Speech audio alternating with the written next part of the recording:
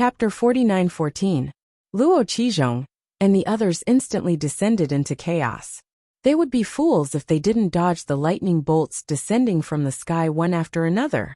Arbor took advantage of this chaos to turn around and glance coldly at eldest young Serchin. She suddenly flew up and leaped into the earth fissure. Xiao, eldest young Serchin, was startled. He didn't expect the little stoic to make such an unexpected move. Under the earth fissure, she's going into the sea. Luo Qizhong hastily pushed aside the lightning bolts and shouted angrily, "Hurry and stop her!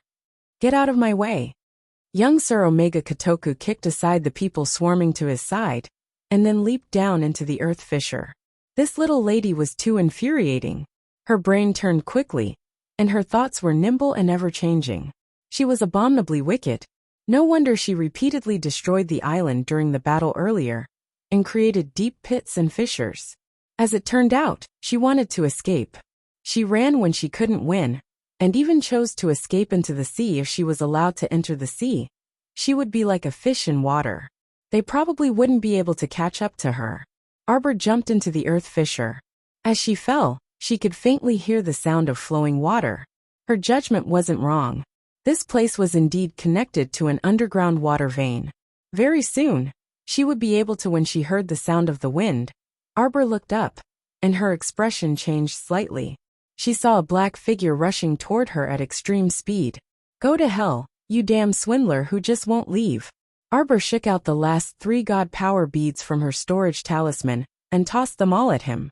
Boom, boom, boom. Loud noises reverberated in the narrow earth fissure. The stone fissure on both sides collapsed toward the middle and closed up, barely blocking Qin Xian's path. In the blink of an eye, Xiaomu accelerated downwards at a speed comparable to light. Bam! Qin Xian's face was filled with cold fury. She slapped away the stone wall in front of her, and swiftly tore down the obstacles in front of her, before swiftly chasing down the earth fissure. Soon, Sir Jojo would be able to enter the sea soon. Whoosh! A black figure flashed by and grabbed Arbor's arm, as she jumped into the water.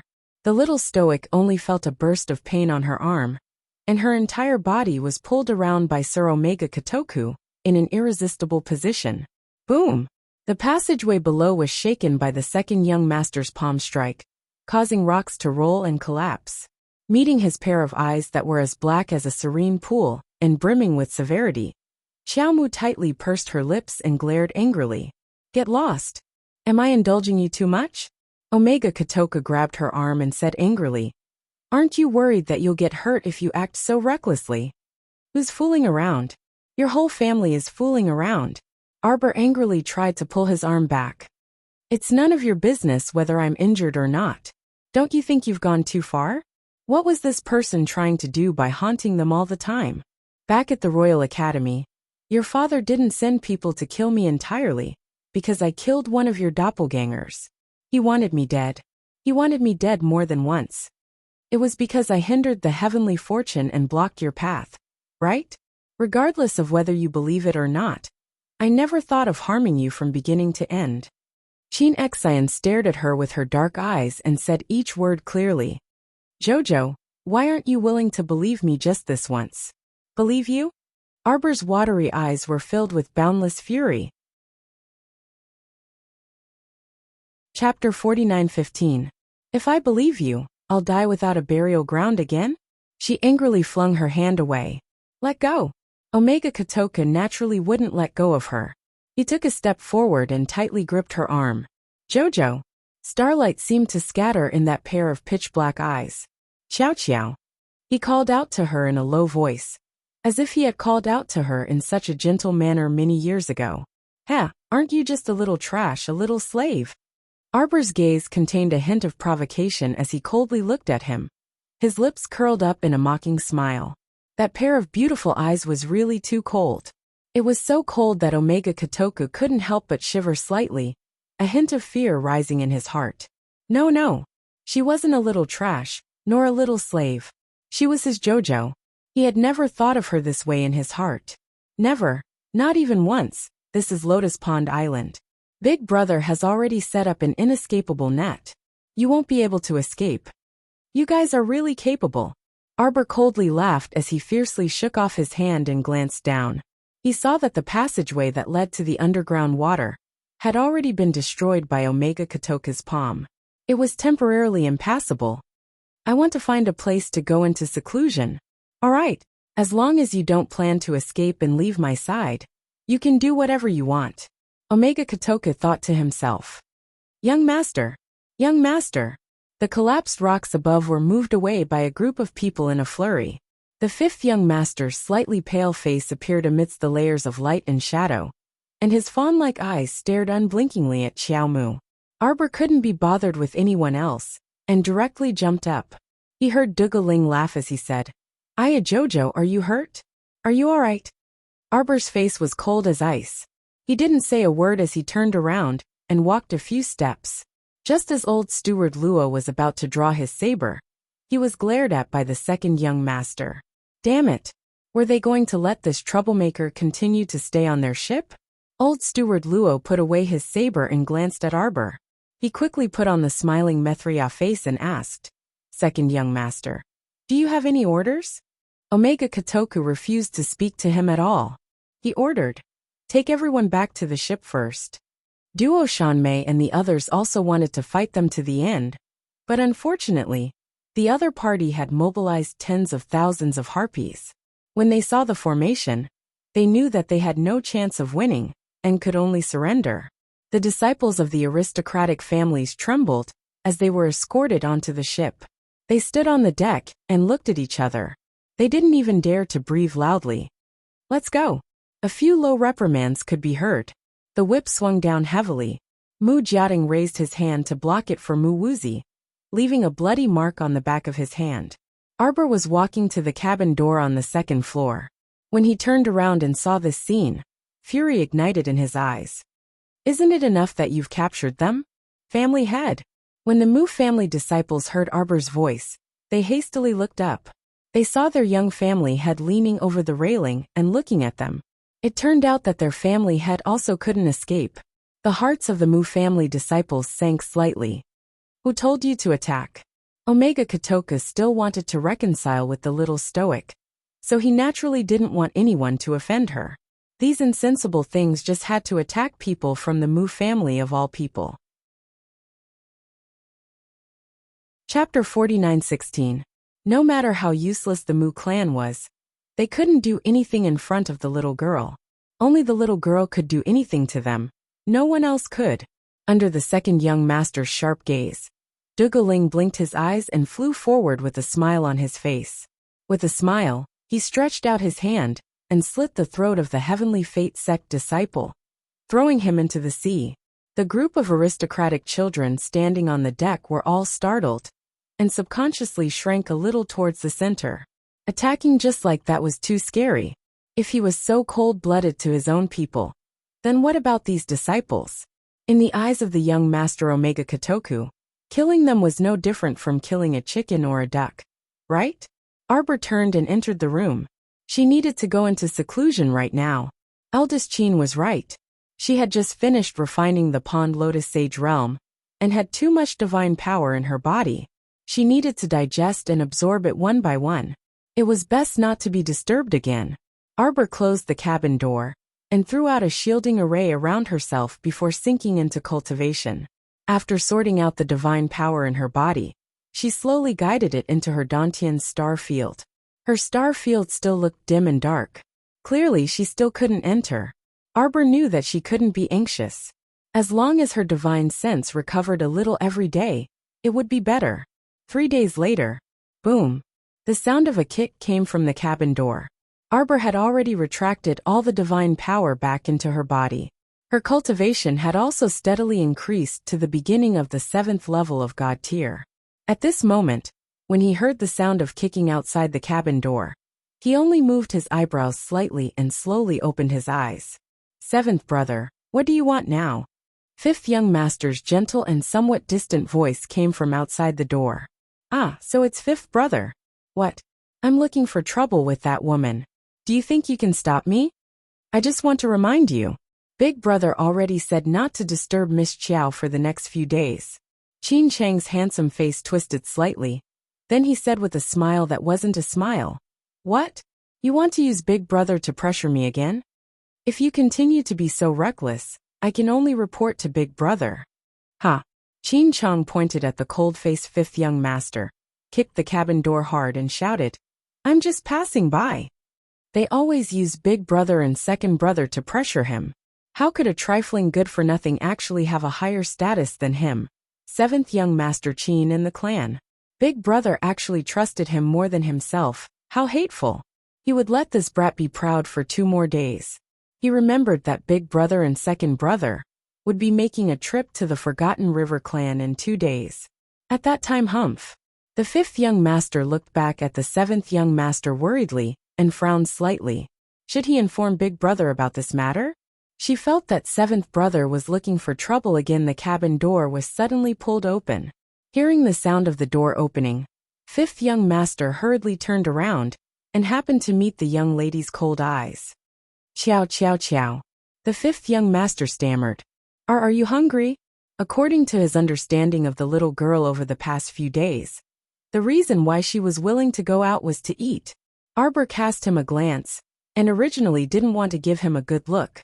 Thinking back, this pitiful fifth Qin didn't seem to have offended her from beginning to end, so his expression couldn't help but soften. Fifth young master Qin had been cautiously observing her expression all along. Chapter 49:17. When he saw that the little stoic's expression had eased up a bit, his heart involuntarily relaxed, and he hastily smiled fawningly at her. "Jojo, dinner and snacks are ready. I'll have someone bring them over, okay?" Arbor harumphed. She originally wanted to roar at him. "Do you think I'll still eat your Qin family's food?" But on second thought, it would be a waste not to eat. Why would she make life difficult for her stomach? She really was a fool.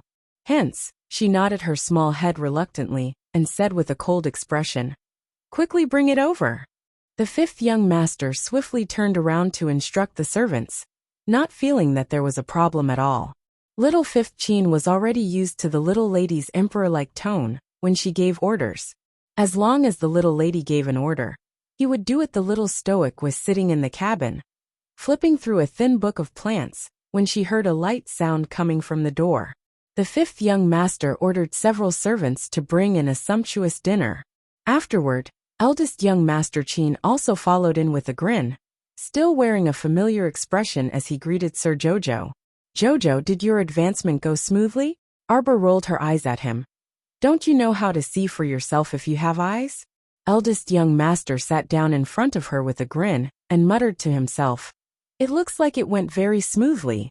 Arbor picked up her bowl of rice and couldn't be bothered with him, minding her own business as she ate. She could only find an opportunity to escape after eating her fill. In any case, her realm had stabilized now, so she could escape at any time. But before that, she still had to find that bunch of weaklings from the Mu family. Morong Fei, Morong Yen, Yun Yunji, and the others were also in their hands. She had to rescue these convenient senior brothers and sisters, and take them away as well. "When did you start suspecting me, Jojo?" Eldest young master Qin asked with a grin, as if he was only asking some trivial questions related to daily life. Arbor's hand that was picking up food paused, and she unhurriedly put a piece of red braised pork into her mouth. "Jojo, I'm very curious." Arbor put down his bowl and chopsticks and straightened his expression. He looked up at the handsome young man, sitting in front of him with a smile on his face. She asked very seriously, "Are Seven Flowers and Gong Songfeng your people or Omega Katoka's people?" "My people," eldest young master admitted without hesitation. Arbor nodded. Some of the questions he had in the past could now be connected. That's why the matter of the Red River Canyon. At that time Gong Songfeng, who was still the ghost-faced hall master, sent you a message through the communication jade amulet when he used the spirit stone cannon to bombard us, right? "That's right, Jojo. I've never thought of harming you." The eldest prince sighed. "You even noticed such a small detail? It was your father who wanted to kill me. At that time, the internal strife within Tianyan was because your father's subordinates were very dissatisfied with Gong Songfeng's attitude. They believed that Hall Master Gong of the Underground Hall deliberately let us go. However, Hall Master Gong had actually received your order. MHM. The eldest young master nodded repeatedly like a chick pecking rice. I was the one who ordered them not to harm you. Arbor didn't appreciate it at all and glanced at him coldly. You're really good at pretending. Even I was kept in the dark by you all this time. I only saw through your identity recently. Of course, perhaps it's because there's a worrisome manager Luo by your side, and he deliberately let me see through your identities. Chapter 49:18. Eldest young sir raised his brow with a smile. The little stoic ladled a bowl of soup for herself, and only put it down after finishing it. She glanced coldly at eldest young sir and said, "Don't you think it's a coincidence? You and second young sir would always show up on time, every time zombies appeared. Did you want to see with your own eyes how big the scene your organization created was? When we were cleaning up Jiaozhong base, you came along. You killed the corpse puppets and chopped down the nightingale birds. Who would have thought that this young master, who worked hard to kill evil creatures, was the true master of the Heavenly Fate Underground Hall?" Arbor sneered. "Actually, you just wanted to inspect the situation that time, and see how things were progressing, right? When the water source was contaminated, you even discussed it with us. Actually, you were well aware that you were the one who ordered the contamination of the water source, right?" Eldest young Sir Qin hastily shook his head. "That's not it. You've wronged me in this matter. Second younger brother sent people to do it. The inspection wasn't false. I wanted to see how second younger brother's subordinates were doing." Arbor sneered. "When we were heading to the Sun Moon secret realm, you sent people to ambush us in the crevice of the Red River Canyon. Now that I think about it, you disappeared for a long time back then. When you reappeared, you were injured, so Qinzhou brought you here for treatment. This was all part of your plan. Jojo is so smart." Arbor glanced at him. "Later, when we entered Phoenix Forest for practical experience in the Heavenly Fate ranking preliminaries, we encountered tens of thousands of man-eating bees. It was actually your Heavenly Fate Underground Hall that attracted them, right? However, you and Omega Kotoku were both in our team at that time, so why did you help us? Was it also to conceal your identity?" "Of course not." Eldest young Sir Qin looked at him with a grin and said matter-of-factly, "It was because of you. Jojo wanted to protect those students from the Imperial Academy, so how could we disappoint you?" Arbor couldn't be bothered with this guy's frivolous banter. "For me? After that, a large group of harpies came to attack us under Gong Songfeng's lead? You weren't there at that time. You guys were late until the matter was over. At that time, I really didn't suspect you. Duan Yu seems to have gone on his way before I did. I remember that Duan Yu even said to you, 'It's too much of a coincidence, you guys came right after the matter ended.' Now that I think about it, I'm still not sharp enough. I'm not good at connecting the causes and effects of these events." Eldest young Sir Qin hastily shook his head and praised, "Jojo is already very impressive. When we met again this time, he was constantly on guard against me." Eldest young Master Qin sighed. "If Jojo hadn't buried so many Thunderfire bombs on the original pleasure boat, I wouldn't have had to risk 100,000 gold coins to summon the carcass sharks and destroy the original boat with the help of the storm, so that everyone could change boats. Wouldn't Jojo be even more suspicious of me now that we've changed the boat?" Xiaomu gazed at her coldly. "I trusted my own judgment too much. I do suspect you, but that's all." At that time, she didn't know whether it was a coincidence that eldest young sir and the rest saved her while she was drifting in the river of forgetfulness, or whether it was this eldest young sir's meticulous plan. After that, they kept finding all kinds of reasons to keep her on the boat, so she became increasingly suspicious. But if this suspicion was confirmed, she would have detonated the Thunderfire bombs long ago. Chapter 49:19. Who manages Flying Paradise? You. Arbor suddenly asked coldly. Flying Paradise's Hall Master Mu and Star-Plucking Hall's Dugaling are both under second younger brother. Eldest young Sir Qin winked at Arbor in amusement. Of course, he wouldn't tell her too much. Flying Paradise was originally under father's control, and it was only in recent years that he successively transferred some of its power to second younger brother. Arbor's fingertips curled up slightly, but his expression didn't change at all. So in her previous life, the reason why young Sir Omega Kotoku would appear in that ghastly hell and carry her out of the confined little laboratory was because it wasn't a coincidence at all. Fan Chioha was Mu Qingya's subordinate, and Mu Qingya was this second young Sir's subordinate. Young Sir Omega Kotoku was originally the mastermind behind Flying Paradise, so it was very normal for him to be able to freely enter and leave the dungeon. To think that she was so grateful to him, worshipping him, and revering him like an idiot back then. Sure enough, everything was a huge scam. Jojo, do you have any other questions? Eldest young Sir sat across from her like an obedient child, quietly waiting for the little girl to continue asking questions. It was as though he would definitely tell her everything he knew without holding back anything, as long as the little stoic wanted to know. Even now, this person was still putting on airs in front of her. Arbor stared fixedly at him like this, attentively observing this hypocrite who was putting on a sanctimonious front. Just as she was about to speak, she heard him sigh and say, "Regardless of whether you believe me or not, Jojo, but I really never thought of harming you in the slightest." Then what about Jiawei City? During the finals of the Heavenly Prime ranking, which by his Hidden Moon Hall's Old Seven's subordinate, when he jumped onto the stage, Old Second and I were extremely surprised, said eldest young Sir Qin. Eldest young Master Qin said, "Do you still remember how you broke Old Seventh's arm in front of everyone in Phoenix Grove? Old Seven harbored a grudge and sent by to deal with you. We only found out about this when it happened." "I want to see Omega Kotoku," Arbor said coldly. Eldest young master gazed deeply at her and nodded. "Alright, then eat some more. I'll call him over." How could Arbor continue eating? After the little stoic icily watched eldest young Sir Qin leave, she flicked her sleeve and swept all the cups, plates on the table to the floor. The more he knew the truth, the more depressed he felt. Fan Chioha, Lu Yiji, Gung Pingcheng, and Mu Qingya. These people who had made her suffer in her previous life were all second young master's people. This second young master actually had the face to tell her that he had never thought of harming her? What a joke. The Omega Kotoku walked over, stepping on the debris on the floor. He looked down at the mess of cups and plates and said coldly, "Are they all dead? The floor is so dirty. Don't you know how to clean it up?"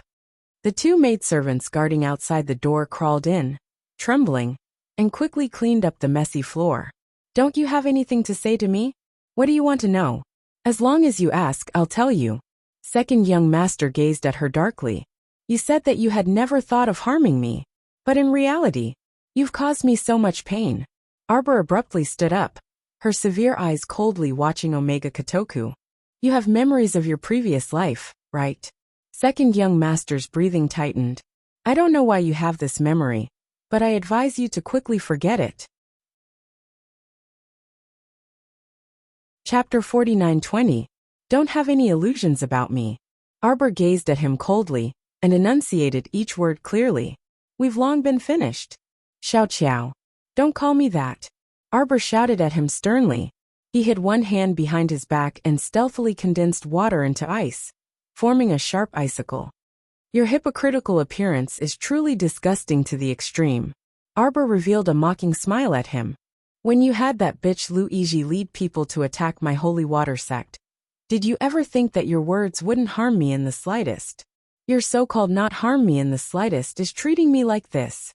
That's not it." Young Master Omega Kotoku anxiously stepped forward and defended himself with bloodshot eyes. "You clearly know that I didn't instigate it, yet you insist on pinning all of this on me? You clearly know the reason in your heart." "I don't know," Arbor shouted furiously in an agitated manner. "You know." Young Master Omega Kotoku anxiously shouted. "It was Lu Yiji himself who acted out of selfishness to obtain the sacred water, and joined forces with the 6 prefectures to encircle and annihilate your holy water sect. Did you know that I was also very shocked when I received the news? Even if I wanted to move against the 3 sects and 5 factions at that time, I wouldn't have disregarded your feelings."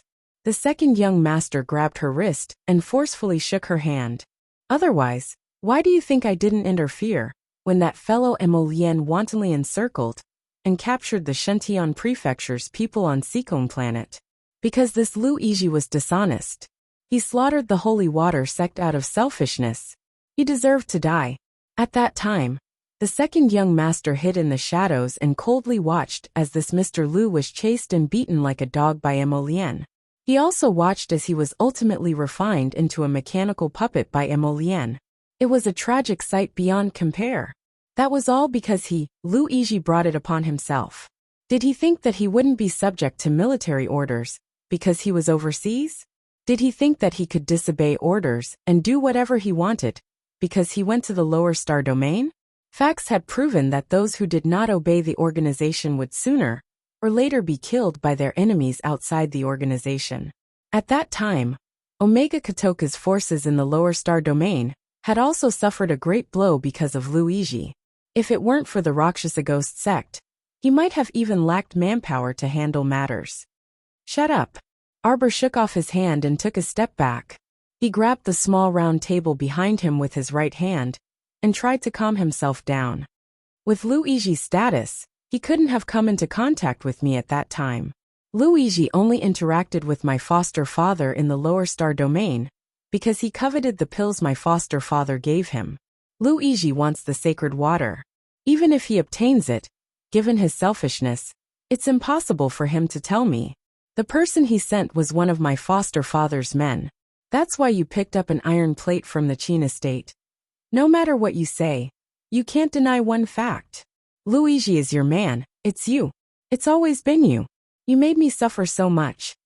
Arbor raised his hand to his chest and lowered his head slightly. Do you know who captured and locked me up in my previous life?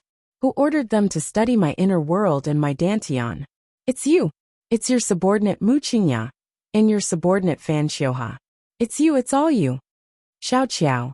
Young Master Omega Kotoka panicked and rushed forward with a big stride. In the blink of an eye, Xiao Mu raised her right hand, and a sharp icicle that had formed abruptly stabbed into the second young master's chest with the speed of lightning and rolling thunder. Chapter 49-21. Young Master. Several hidden guards abruptly jumped in from outside, each of them furiously unsheathing the swords at their waists. Withdraw! Young Master Omega Kotoku berated them, and he couldn't stop a mouthful of blood from flowing out of his mouth. He tightly gripped her right hand that was covered in blood. When he met the little stoic's cold and heartless beautiful eyes, his heart trembled slightly. Whether you believe it or not, I never thought of harming you. I've already heard enough of this. Arbor gazed at him coldly, his gaze revealing a ruthless contempt for the heavens. The little stoic continued expressionlessly as she twirled the icicle in her hand. If I told you to die, would you be willing to die? Bam! The Raksha princess kicked the door open and immediately let out a wolf's howl. You're all dead people. Why aren't you saving Master? The hidden guards all felt extremely aggrieved. They wanted to go forward, but their master's sharp gaze stopped all of them from going forward. Scram! Young Master Omega Kotoka berated in a low voice, his hand tightly gripping the little stoic's dripping blood. The young lady following behind the Raksha princess paled slightly, and she quickly walked up to salute. Young Master, your injuries are so serious. If you don't treat him, scram. Young Master Omega Kotoka shouted and swept his sleeve, sending that young lady and the Raksha princess flying out together. Bam! Subsequently, the cabin door was slammed shut. The Raksha princess and that young lady, as well as the hidden guards, were all blocked outside. The Raksha princess sighed. When she turned around and saw that young lady's teary eyes, she sighed and said, Xiao Ran ah. She patted Zhao Qiran's shoulder. I can understand your feelings. Sigh. This is the heart of begging, but not being able to obtain. The Raksha princess sighed ruefully. That little foe of mine. When the Raksha princess thought of the person she begged but couldn't obtain, she couldn't help but sigh again. The hidden guards couldn't help but shudder in unison. Princess Luosha, how can you be compared to the 20-year-old Miss Ran? When you were chasing after that young and handsome cult master Ding, we only felt that it was an eyesore. When it comes to love, not everything will go according to one's wishes. Princess Luosha comforted Zhao Qiran with the tone of an experienced person. She patted her shoulder and said, "All right, go invite Alchemist Ouyang over. It seems like our young master needs emergency treatment." Pa, Pipa. All the disciples of the Heavenly Fate sect looked down with cold sweat on their foreheads. None of them dared to look directly at the fat man, who was being whipped while tied to the mast. With every lash, the fat on the fatty's body couldn't help but tremble a little. At this moment, the benevolent smile on his large face was no longer present. Instead, it was twisted and filled with resentment. Eldest young Sir Qin was sitting across from him, his long legs folded as he leisurely sipped from a cup of hot tea. His gaze inadvertently swept over the fat man, and the corner of his mouth hooked up into a mocking smile. "Do you still think you're in the right? Everything this subordinate has done is all for you, young sir." Pa. The heavy lash caused his voice to abruptly stop. It was so painful that his face couldn't help but twitch violently. Qin Xian threw the teacup heavily at the old steward's feet and scoffed. "For this young sir? Did this young sir tell you to use the people in the camp as experimental subjects?" Chapter 49-22. Did this young master tell you to give the Fong siblings the mutated medicinal fluid? Not being disciplined and acting on his own accord.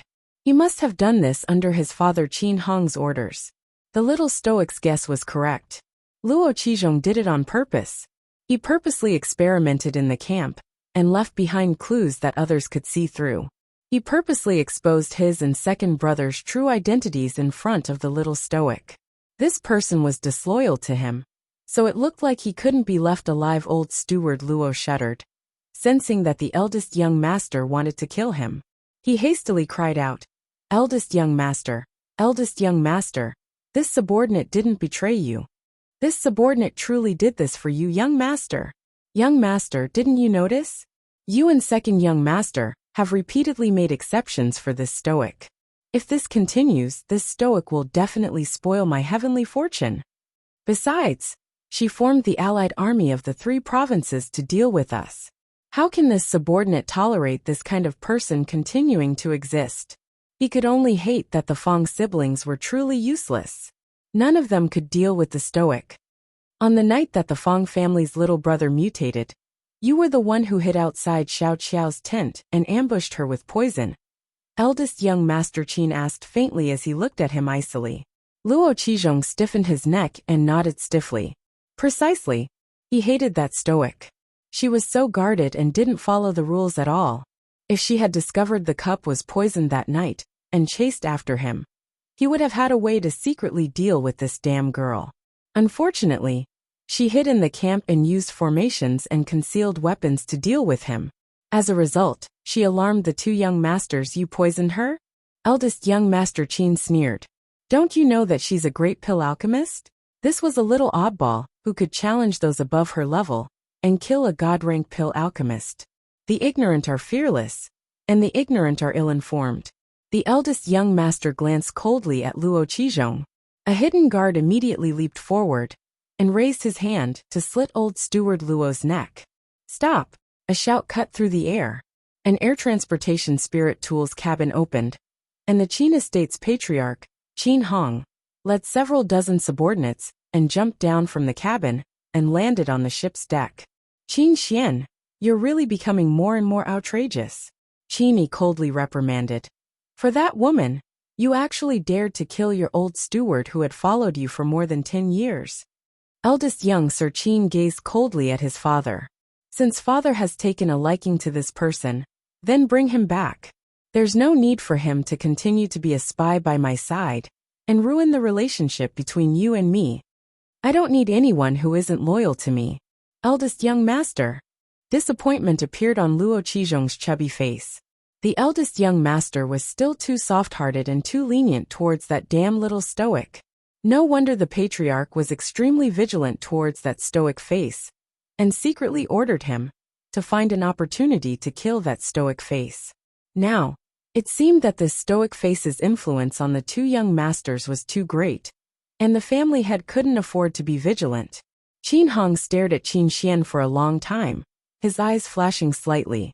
He pretended to sigh helplessly and said, You and Exeter have grown up. All these years, father has not been able to teach you well. Forget it. You can do whatever you want, but you mustn't ruin ancestors' grand plans. Otherwise, even father won't be able to save you too. Chapter 49:23. Old Luo, since eldest young master doesn't need you here anymore, you can stay by my side for the time being, family head Qin said indifferently. It just so happened that his right-hand man, a Gue, had been killed in Yin City by that ruthless little emperor of Tsang province. He truly lacked capable people by his side, so he could trust old Luo's ability. Luo Qizhong had escaped death, so he naturally wouldn't have any objections to family head Qin.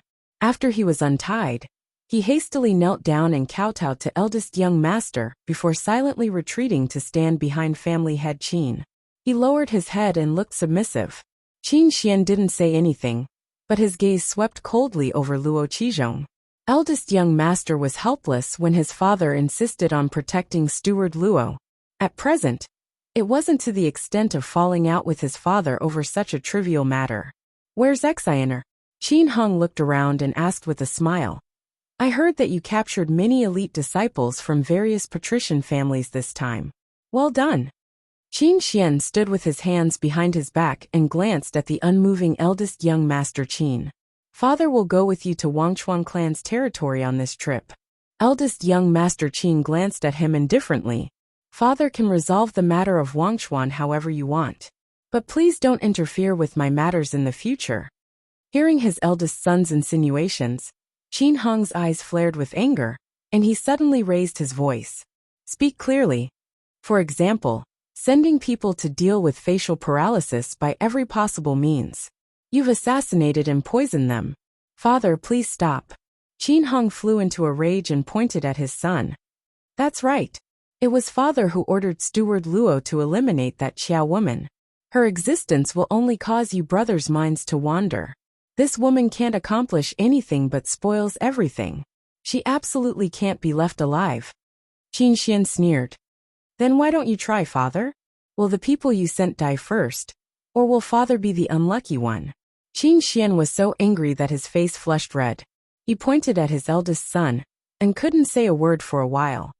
Since father has already handed over most of your matters to second younger brother, then you should enjoy your remaining years. Don't spend all your time doing these nonsensical and messy things. That's all I have to say. Father, please go ahead. After Qin Xian finished speaking, he swaggered off with his men, leaving his old father on the deck to stomp his feet, his face livid with anger. Unfilial son. Unfilial son. Qin Hong's eyes were filled with anger. It was as if their father wanted to harm them. Wasn't he doing this for their own good? What good could come out of leaving that stoic face here? This damned stoic face was truly the reincarnation of a star of misfortune. Every day, she would harm his two outstanding sons. She deserved to die. When family head Qin thought of this, a trace of ruthlessness appeared in his eyes. Second young master, don't come into contact with water for the next few days. The wound is still quite deep. As Ouyangsu bandaged second young master Qin's wounds, she secretly peeked at the expressionless Lord Xiaoqiao sitting on the side. Dugaling's mouth twitched as he thought to himself, this little girl's bad habit of hitting people the moment she gets angry is really because she's been spoiled. Look at how he stabbed their family's second young master. The heavens took pity on him. Knock, knock, knock. Princess Luosha submissively pushed open the door and walked in. She bowed and said, Second young master, family head has arrived. He invites you over. Isn't eldest brother here? Second young master said impatiently. Chapter 49:24. A faint sorrow rippled in the Raksha princess's heart, and she hastily covered her small face with a silk handkerchief. She sobbed. Eldest young sir seemed to have directly contradicted family head again, and parted on bad terms with family head. Second young sir, you should hurry over and take a look. The Omega Kotoku young sir was stunned by the Raksha princess's pretentious behavior. He couldn't bear to look at her and stood up, flinging his sleeves as he walked outside. Second young sir. Zhao Qiran stood outside the door, and hastily called out when she saw the second young sir come out.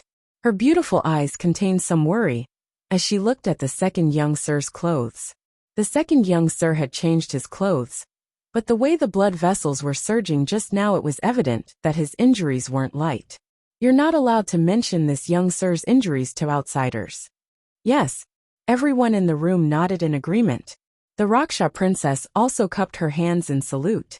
The Omega Kotoku young sir coldly said, "Especially, don't talk nonsense in front of father." Everyone looked at each other in dismay. The second young sir's implied warning couldn't be any more obvious. That was, they weren't allowed to reveal that the little stoic had stabbed him today. The Raksha princess pursed her lips and turned to glance at the stoic young lady, sitting at the table like a jade sculpture. "Don't you have anything to say?" The Raksha princess rolled up her sleeves and glared at Arbor while blowing her eyebrows. She threatened, "Don't think we can let you off just like this. You injured second young sir. Even if second young sir doesn't pursue the matter, we have plenty of people who will. Be careful." The Raksha princess warned viciously as she glared at Arbor with her red eyebrows and green eyes. A sharp glint was concealed in her eyes.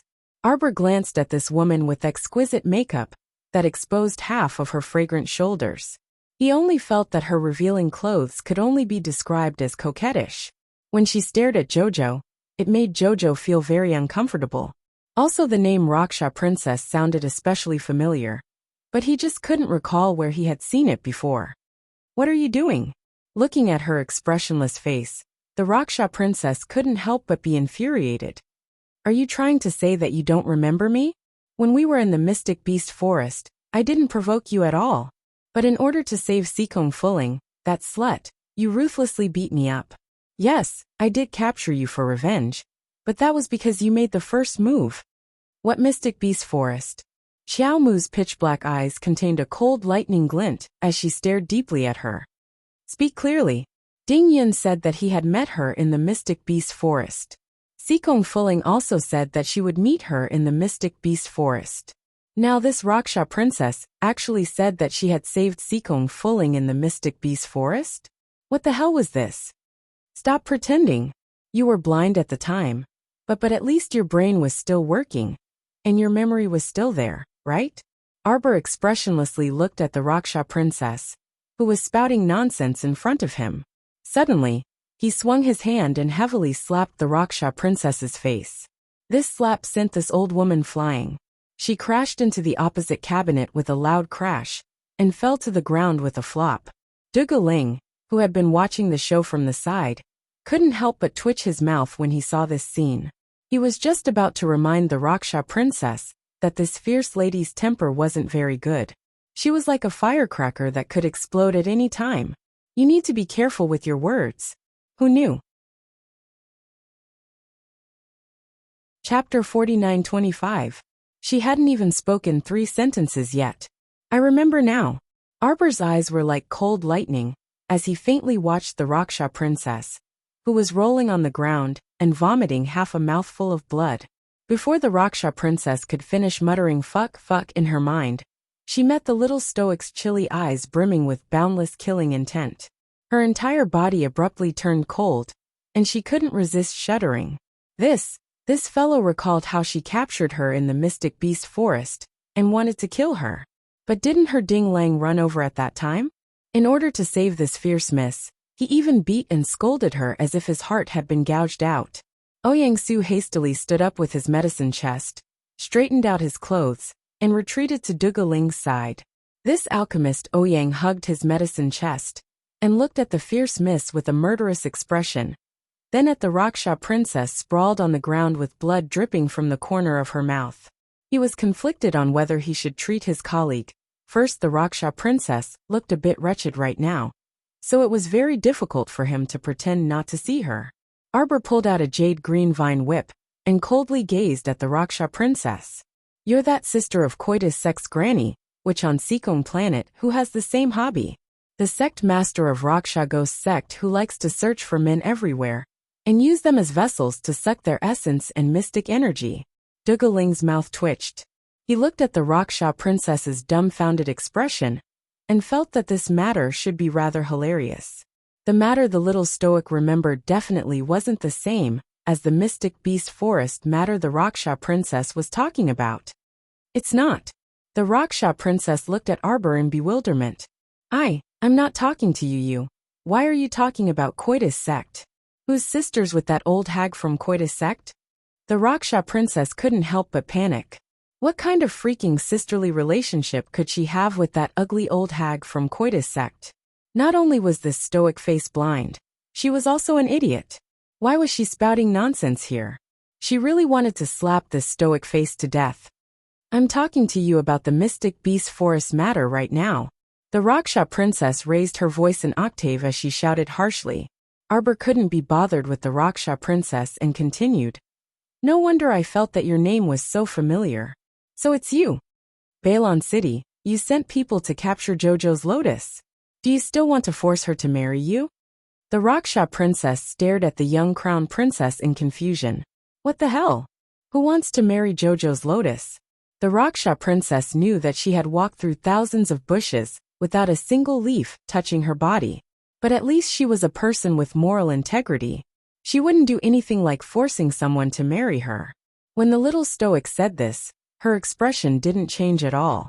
Other than her small mouth smacking as she spoke, her other eyes and eyebrows didn't move at all. No. What do you mean? You still want to deny it? Arbor suddenly stretched out his little hand and showed her one of the rings. Do you recognize it?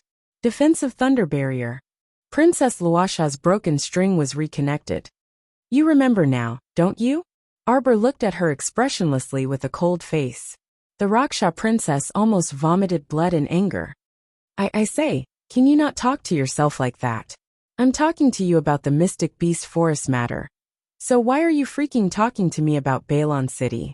The Raksha princess clapped her hands in anger. How freaking long ago was Balon City? Can you freaking not talk nonsense like this? Why did she feel that talking to this stoic face was so tiring? Chapter 49-26. However, the little stoic's expression was serious.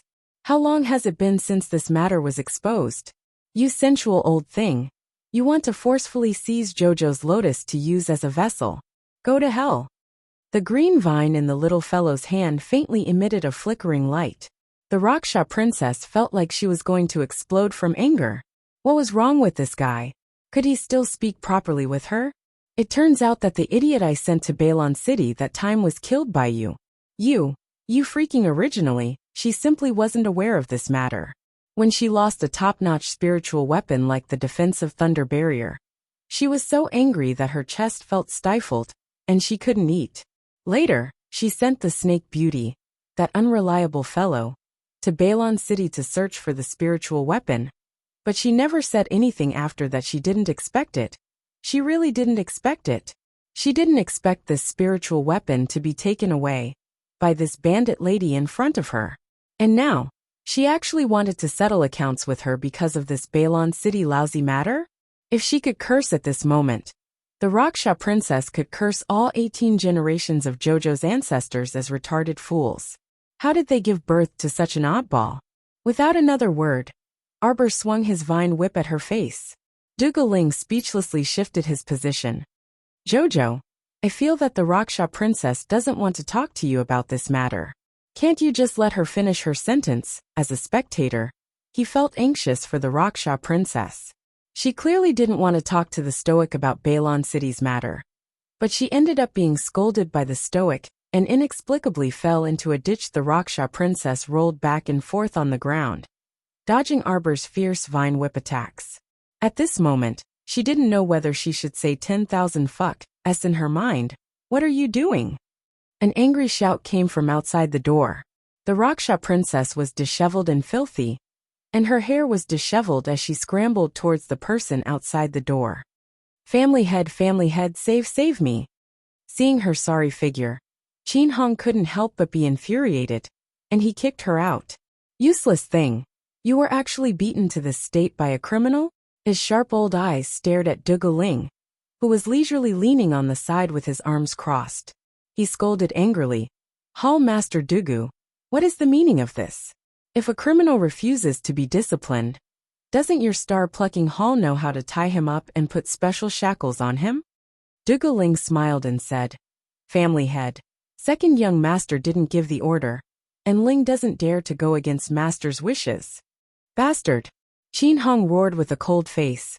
His sharp eyes stared at Arbor, as if a fire dragon was about to emerge from his eyes. Arbor, you're too presumptuous. How dare you act so presumptuously after boarding our Tianyun ship? Do you really think we can't do anything to you? Arbor glanced at Qin Hong coldly. Why don't you try? Qin Hong didn't expect her to be so arrogant, and daring to contradict him in front of so many subordinates. Slapping his face in public? His old face immediately contorted in anger, and he waved his hand and shouted angrily, Tie her up! Dugaling's eyes flickered, and he spun around to block Arbor with a grin. He flicked his sleeves and said, Family head, this person was left behind by our star-plucking hall. Second young master hasn't given the order, so family head shouldn't casually comment. Chini raised her hand, and a powerful airflow pressed against Dugaling. Dugaling's body swayed from the impact, and he pulled the little stoic back several steps. Chini wanted to attack again in her fury, but second young master suddenly appeared and called coldly, Father. Chapter 49-27. Qin Hong was furious. He turned to glare at the young master of Omega Kotoku. What? You still want to stop your father at a time like this? Did you not see the true face of this woman? Audacious, arrogant, and hateful. Father, are you trying to test where your son's bottom line is? Qin Hong's old face couldn't help but twitch. He was so angry that his mouth was crooked. Who the hell wants to test your bottom line? He really understood this kid's temper. If he really wanted to make things difficult for Arbor here today, this kid would definitely disregard the father-son relationship and embarrass his old father in front of everyone.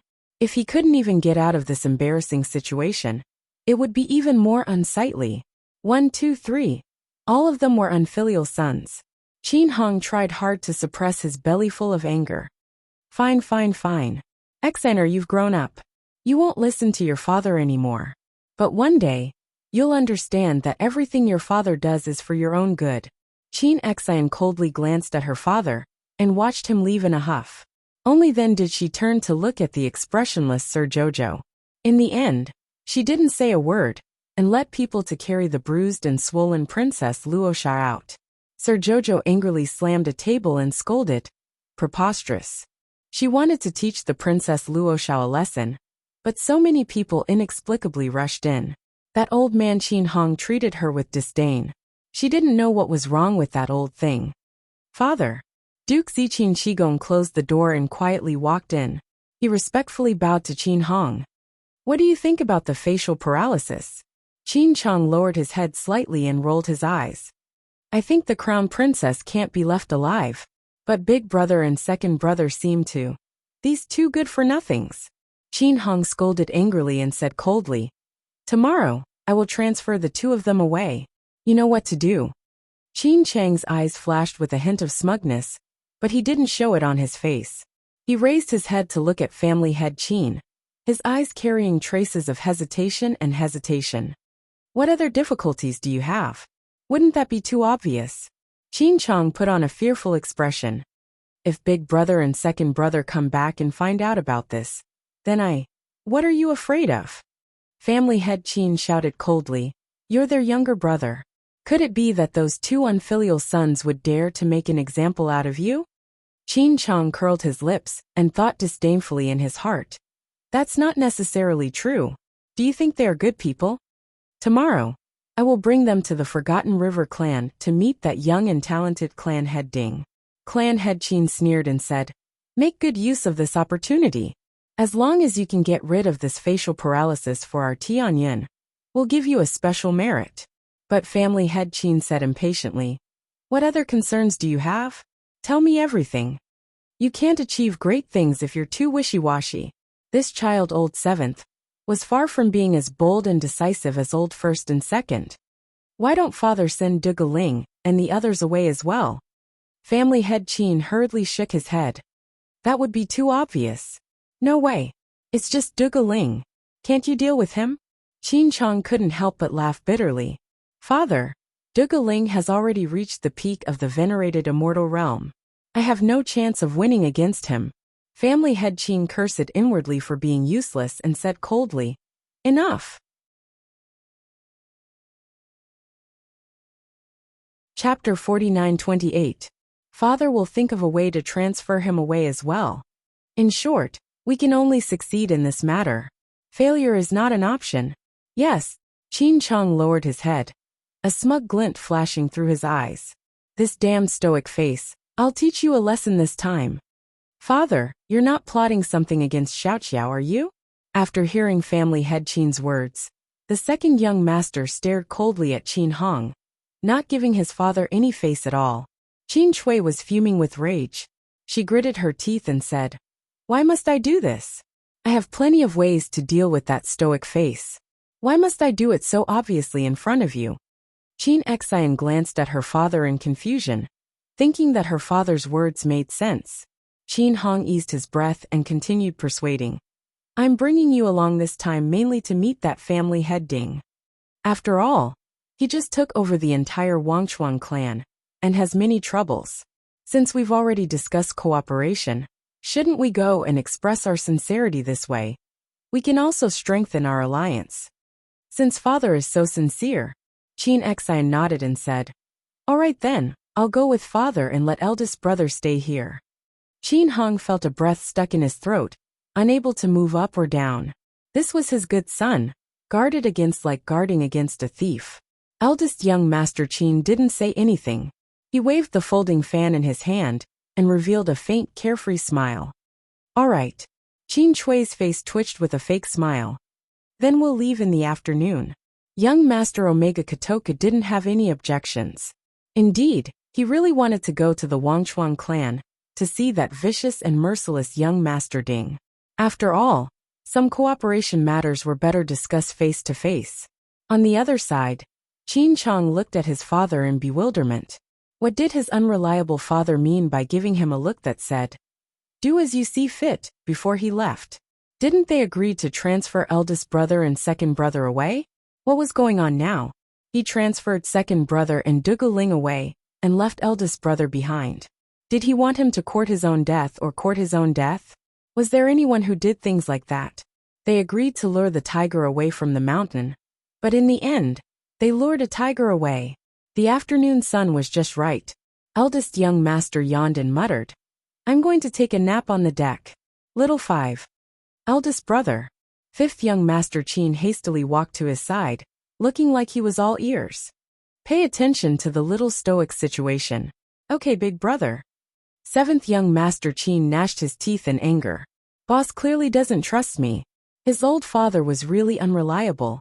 He clearly knew that his boss was not someone to be trifled with. Yet he still left him here, and gave him a motherfucking look, telling him to act according to the situation. See his sister's machine, do his father's business. Qin Chong couldn't help but curse secretly. He lowered his head, and looked at the medicine bag hidden in his palm. A trace of viciousness flashed through his eyes.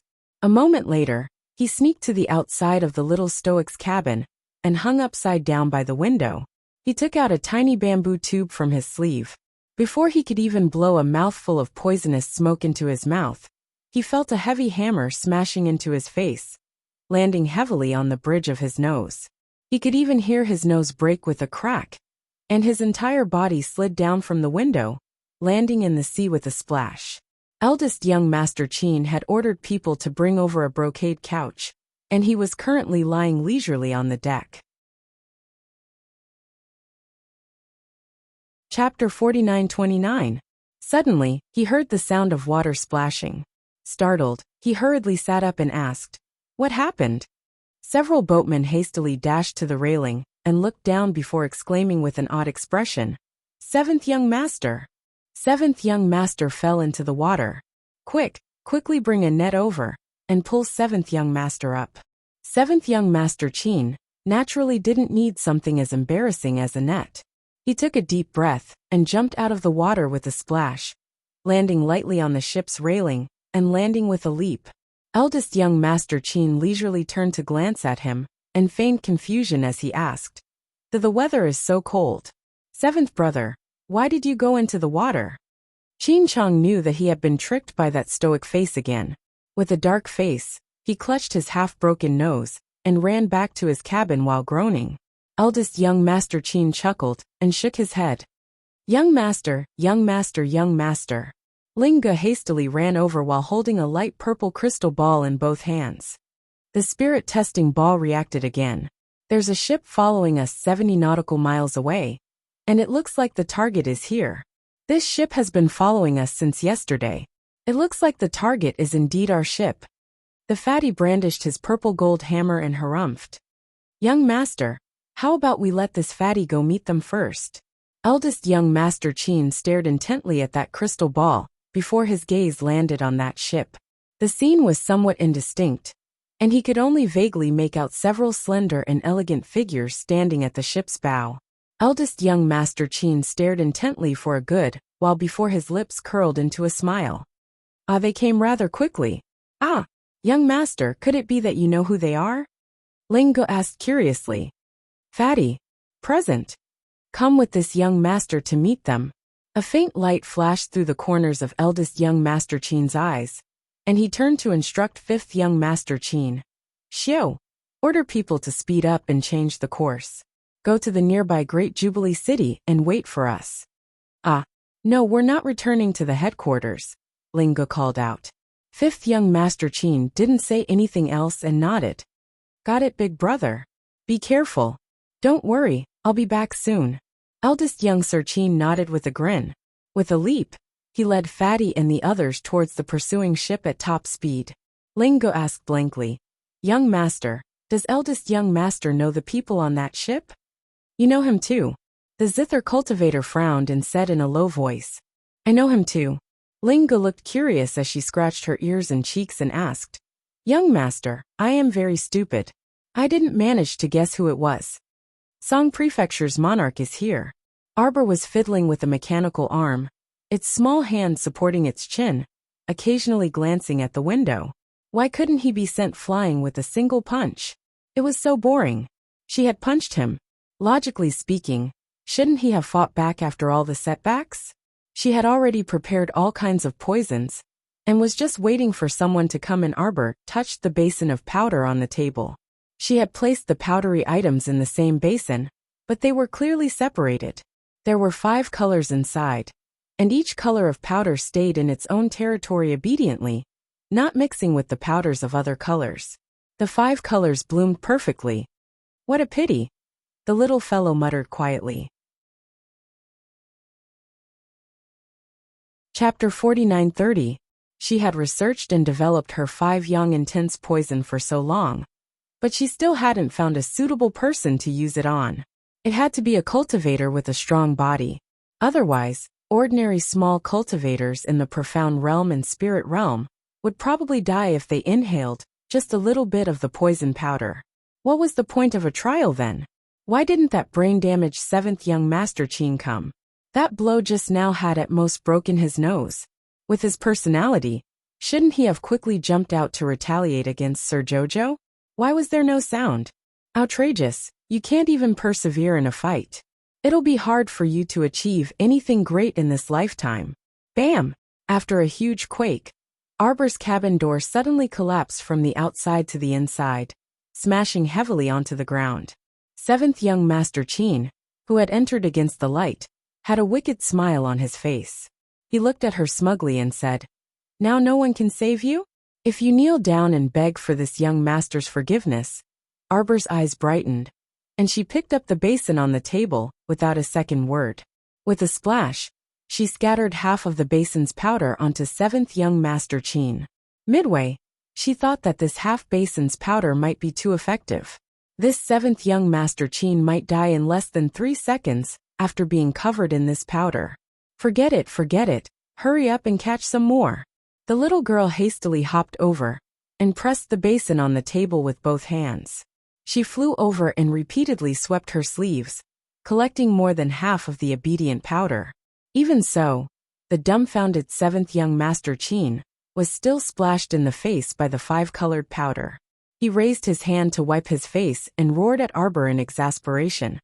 Are you freaking sick? What kind of lousy thing did you throw at me? Ahahahaha. Seventh young Sir Qin rubbed his nose as he glared furiously at Xiaomu. His originally handsome face was now severely contorted. Little bitch, no one can save you today. Seventh younger brother, what are you doing? Fifth young master rushed over in exasperation with his men. Stop.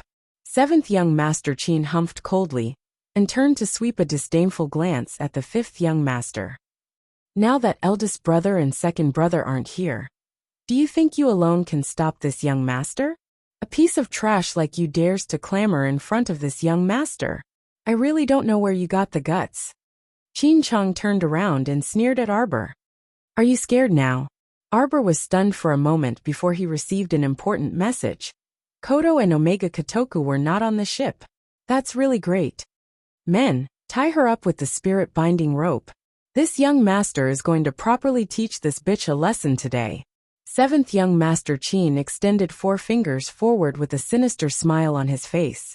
She's clearly a criminal, yet she's always acting like a pampered missy. Who spoiled her? Several extremely vicious subordinates of Seventh Qin crept in from the entrance with several spirit binding ropes in their hands. Many pairs of eyes stared at Arbor in front of them, trying to use the spirit binding rope in their hands to restrain her. Seventh young master Qin couldn't help but feel a bit embarrassed when he saw their furtive appearances. He roared at his subordinates. What are you afraid of? There are so many of you.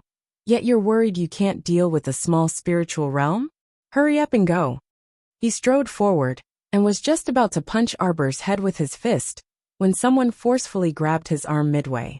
Seventh Qin was startled and turned to look at fifth young master Qin like he was looking at a ghost. Chapter 49-31. Qin Chong dazedly lowered his head and glanced at the fifth young master's hand that was twisting his arm. He widened his eyes in astonishment, and an egg could be stuffed into his mouth. Old Fifth's grip was so strong that he clearly didn't look like a weakling, alright? What was going on?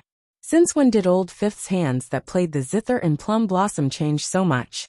He truly was a cunning guy. He had actually been kept in the dark the entire time, and didn't know anything at all. Seventh brother, do you know the consequences of today's matter? What consequences? I'm eliminating this woman for the organization, and for the sake of the heavenly fortune. Qin Chong hooted. Don't you know? This woman has united the strongest factions in the upper 3 provinces, and conspired against us in every possible way. You're stopping me from killing her? You're betraying our heavenly fortune. Qin Chong hooted loudly. Think about it, if this matter is exposed to the ancestor, how will the ancestor punish you? At that time, not to mention you, even eldest brother and second brother might be implicated by this matter. The more Qin Chong spoke, the more he felt that he was extremely reasonable. Wasn't that so? It was like this to begin with. He didn't choose to attack the little stoic because of personal grudges. He was completely doing this for the organization's great cause, for the sake of the entire heavenly fortune's future. Qin Chong glanced disdainfully at the fifth young master and snorted. Why aren't you moving aside? Do you think you can stop me with your skills? Actually, he was truly curious on the inside. Why did Old Fifth have this strength? He carefully sized up Old Fifth, and couldn't detect any spiritual energy fluctuations on him at all. He was dying of curiosity, but now didn't seem to be a good time to ask. Moreover, his relationship with Old Fifth had never been good. Even if he asked, the other party might not be willing to tell him the whole story. Move aside. With this in mind, Qin Chong didn't dwell on anything else, and forcefully shook off fifth young master Qin's palm. Seventh young master. A servant on the side shrieked. This person's cry was short and unpleasant, as though someone was strangling him. Qin Chong was very impatient with being interrupted, and he shouted angrily. Speak later if you have anything to say. Didn't he see that he was currently disciplining fifth Qin, that ignorant fellow? What kind of expression was that? Why was fifth Qin glaring at her with such astonishment? Just as this thought surfaced in the seventh young master Qin's mind, he saw the 2 servants at the side stumble back a few steps and repeatedly exclaim while pointing at him. Seventh young master. Your head. head Qin Chi's heart inexplicably thumped, and he hurriedly raised his hand to touch his head, muttering, "What's wrong with my head?" The burning sensation on his hand gave Qin Chang a fright. He quickly turned around and happened to see a mirror in the cabin. In the mirror, his head was completely enveloped by a layer of crimson flames, making him look extremely strange. Fire! Fire! Seventh Qin repeatedly stomped his feet. He pointed at his own head and said to the dumbstruck servant beside him, "What are you standing there for? Quick! Quick!" The servant came back to his senses and immediately nodded in understanding. She pressed her hands together and hurriedly released a thin stream of water, helping seventh young Master Qin's burning head. She poured the spiritual water on seventh young Master's head and helped him wash it. However, no matter how that servant poured the spiritual water, seventh young Master's head was still enveloped by that ball of fire. From his neck up, seventh young Master's large head was completely enveloped in a fireball. Chapter 49-32. He even discovered to his horror that his hair was emitting faint beep beep beep beep beep sounds. Inch by inch, his hair was being burned to ashes by an unknown raging flame.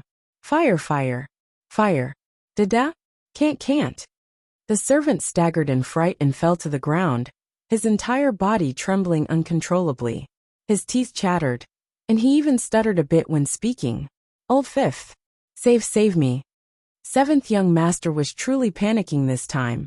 He finally remembered his fifth brother, and promptly pleaded bitterly. Fifth brother. Save me. Fifth young Master glanced coldly at Qin Chang. He truly didn't know how this person could so shamelessly beg him. Back then in Phoenix Woods, when he broke his arms and legs, did he think of the slightest bit of kinship? Completely not, alright. Their relationship was already like fire and water long ago. But when it came to a matter of life and death, even someone as haughty as seventh young Master Qin still had no choice but to submit and beg for mercy. He lowered his noble head to ask for help from this fifth brother, whom he had never taken seriously. Fifth young Master Qin only found it somewhat funny. Eldest brother and second brother had already warned him many times not to provoke the little stoic. Yet he refused to listen. Eldest brother and second brother weren't here today, so how could he save him with his abilities? Fifth young Master coldly lowered his eyes and took a step back. This action instantly chilled Qin Chang's heart, and he glared at him furiously. Fifth Qin, you. Uft. Sparks abruptly emerged from his outstretched left fist, and his entire left arm was immediately surrounded by flames of another color. Qin Chang's expression was extremely colorful, and he shouted in alarm. Use ice. Condense water into ice, hurry. The servants standing to the side gritted their teeth and charged forward with all their might. They raised their hands to release 2 or 3 water spirits, trying their best to stabilize the water flow and strenuously condense ice. In this world, not all cultivators could condense water into ice at will and transform the 5 spirits into any form. Evidently, these Heavenly Providence disciples weren't particularly talented. After struggling for less than a quarter of an hour, they couldn't continue condensing water into ice, and each of them collapsed on the ground with pale faces.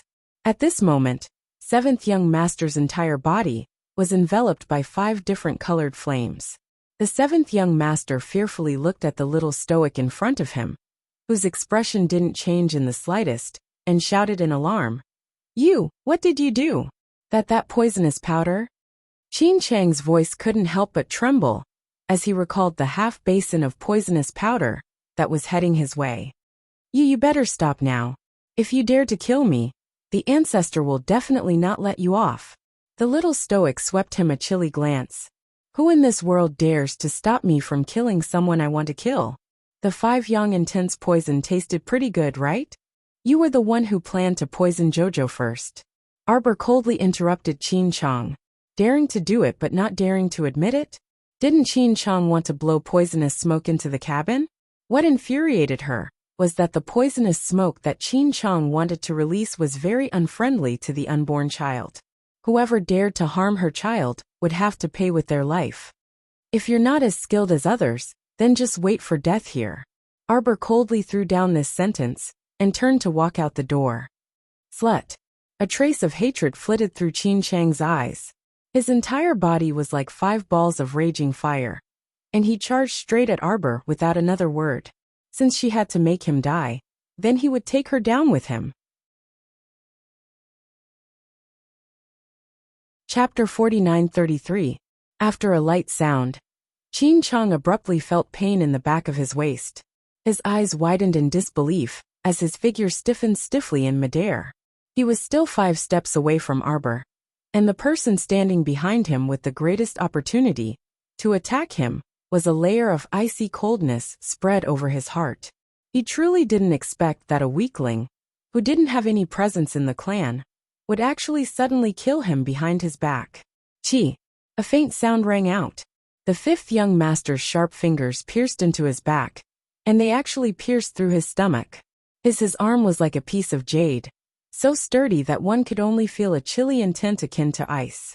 Qin Chang only felt dizzy, and the blood at the corner of his mouth couldn't stop dripping down. The 5 balls of flames that were originally enveloping his body slowly extinguished, as if they had lost all signs of life. Qin Chang turned his neck very stiffly, wanting to turn his head back to look at 5th Qin's handsome face that was always calm and indifferent. But when he turned his neck halfway, he could only watch helplessly as a spotless hand reached over and snapped his neck. A crisp crack sounded, as if a chicken's neck was being strangled. Qin Chang's head rolled down from his neck and landed on the ground. Blood spurted out from his head, and it rolled all the way to the servants' feet.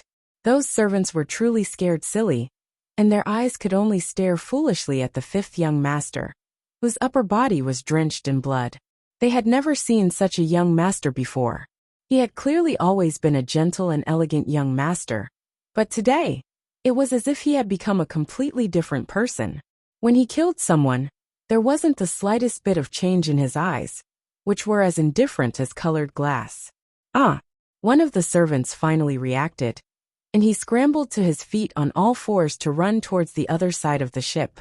The 5th young master didn't seem to move much, but his upright and jade-like figure had already arrived in front of that fleeing servant. Reaching out 10 slender jade-like fingers, Qin Xiu grabbed that servant's neck and twisted it lightly. Crack! Crack crack! A few minutes later, all of Qin Chang's servants were decapitated without exception. A few pairs of eyes stared straight in horror before they died.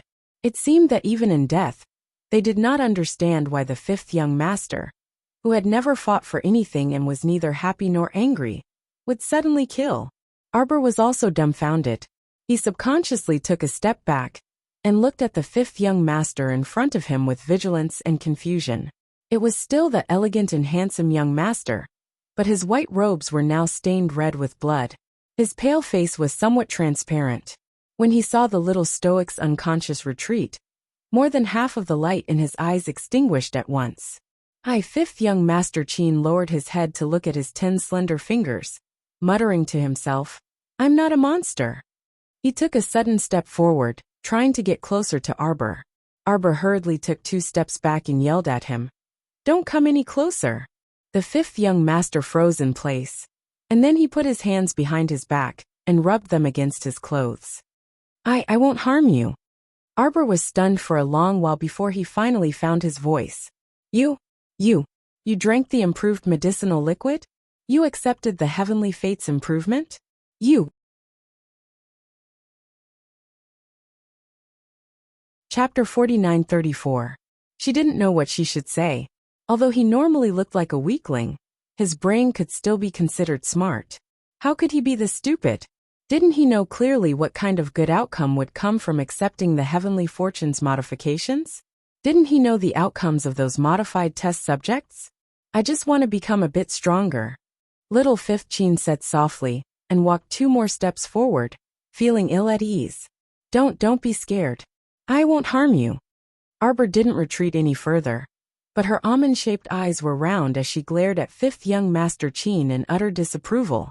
She truly hated iron for not becoming steel. She had never seen such a stupid person. Just for the sake of becoming stronger, he unconditionally accepted the heavenly fortune's modifications? Wasn't he a young master of the Qin estate's direct line of descent? Just what kind of perverted organization was the Heavenly Fortune? For the sake of a successful experiment, they were even willing to harm their own direct line of descent. Although little Fifth Qin's consciousness was still present, there was no guarantee that he would gradually degenerate into a killing tool in the future. Like a zombie, he would completely lose his consciousness and be without a sense of self. Could it be that he was willing to become stronger in such a meaningless manner? Don't worry, I won't become that kind of thing. The zither cultivator hastily waved his hand and took another step forward. He said uneasily, You should leave. Here, I'll take care of the aftermath. Arbor was a bit shocked. Earlier, she was planning to take advantage of the fact that eldest Qin and Omega Kotoku, these two troublesome fellows, weren't on the ship to escape. She didn't expect that little Fifth Qin would actually be willing to help her escape from here. The little stoic dazedly followed up. Then I'll leave? What will you do? The fifth young master's eyes brightened, and a peculiar expression seemed to ripple through his black pupils. Don't worry, I have a way. You leave behind a few thunderfire bullets. Arbor took out a dozen or so thunderfire bullets and handed them to him. The fifth young master took the thunderfire bullets and looked up at her. After you leave, find a place to hide for a while. You mustn't linger on the surface of the river of forgetfulness. Eldest brother, second brother, and the others will definitely find you. Arbor had mixed feelings. He nodded and strode away. When she walked out of the dark cabin corridor, she stood at the end and couldn't help but turn around to take a look. She saw little Fifth Qin standing there far away. Half of his face cast a shadow over his handsome face, and his eyes looked exceptionally bright. It wasn't until the little stoic's figure disappeared from the ship's corridor that little Fifth Qin reluctantly retracted his gaze and lowered his head to look at the decapitated corpses strewn across the floor. Suddenly, he took out a dagger from his sleeve and stabbed himself. Boom! Large patches of fiery light spread out from the surface of the sea, dyeing this part of the sea red. Sparks of fire drifted along with the sea breeze, and the fire burned for an entire day and night. By the time Duan Yu's group ship arrived, they could only see a small hole in the ship's hull. Under the flickering sparks, the ship's hull crackled in the wind. Duan Yu's expression instantly turned extremely grave. Search. On the surface and underwater. Expand the search area for me. You must bring her back in one piece. He could sense Jojo's presence lingering here. This meant that she should have stayed on this ship for a period of time. His insides were burning, but there wasn't the slightest change on his face. However, those who understood this monarch knew that His Majesty's current mood was terrible, terrible to the extreme. Chapter 4935. Young sir. The maidservants standing guard outside the muslin canopy curtsied towards eldest young Sir Qin in unison.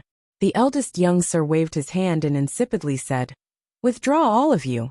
He walked to the side of the bed and peered through the dark green canopy for a while, until the fifth young sir's feeble voice was heard from inside. Eldest brother. Only then did eldest young Sir Qin stretch out a hand to lift the canopy and slowly walk over. Are you feeling better? He sat down on the edge of the bed and reached out to take the soup bowl that a young maidservant handed over. He opened the lid and lightly stirred the soup with a spoon. His eyes were calm, without the slightest ripple. Leaning against the head of the bed, fifth young Sir Qin's gaze quickly swept over his face. He hastily nodded and assumed the appearance of listening to an elder brother's admonishment. Eldest young Sir Qin smiled faintly. Little fifth. Why didn't you tell eldest brother that you took the improved liquid? I was worried that eldest brother would object. The fifth young sir probably didn't expect his eldest brother to be so blunt and direct. The words that had been lingering in his heart for a long time became stammering as soon as they left his mouth, and he only gave this dry reply.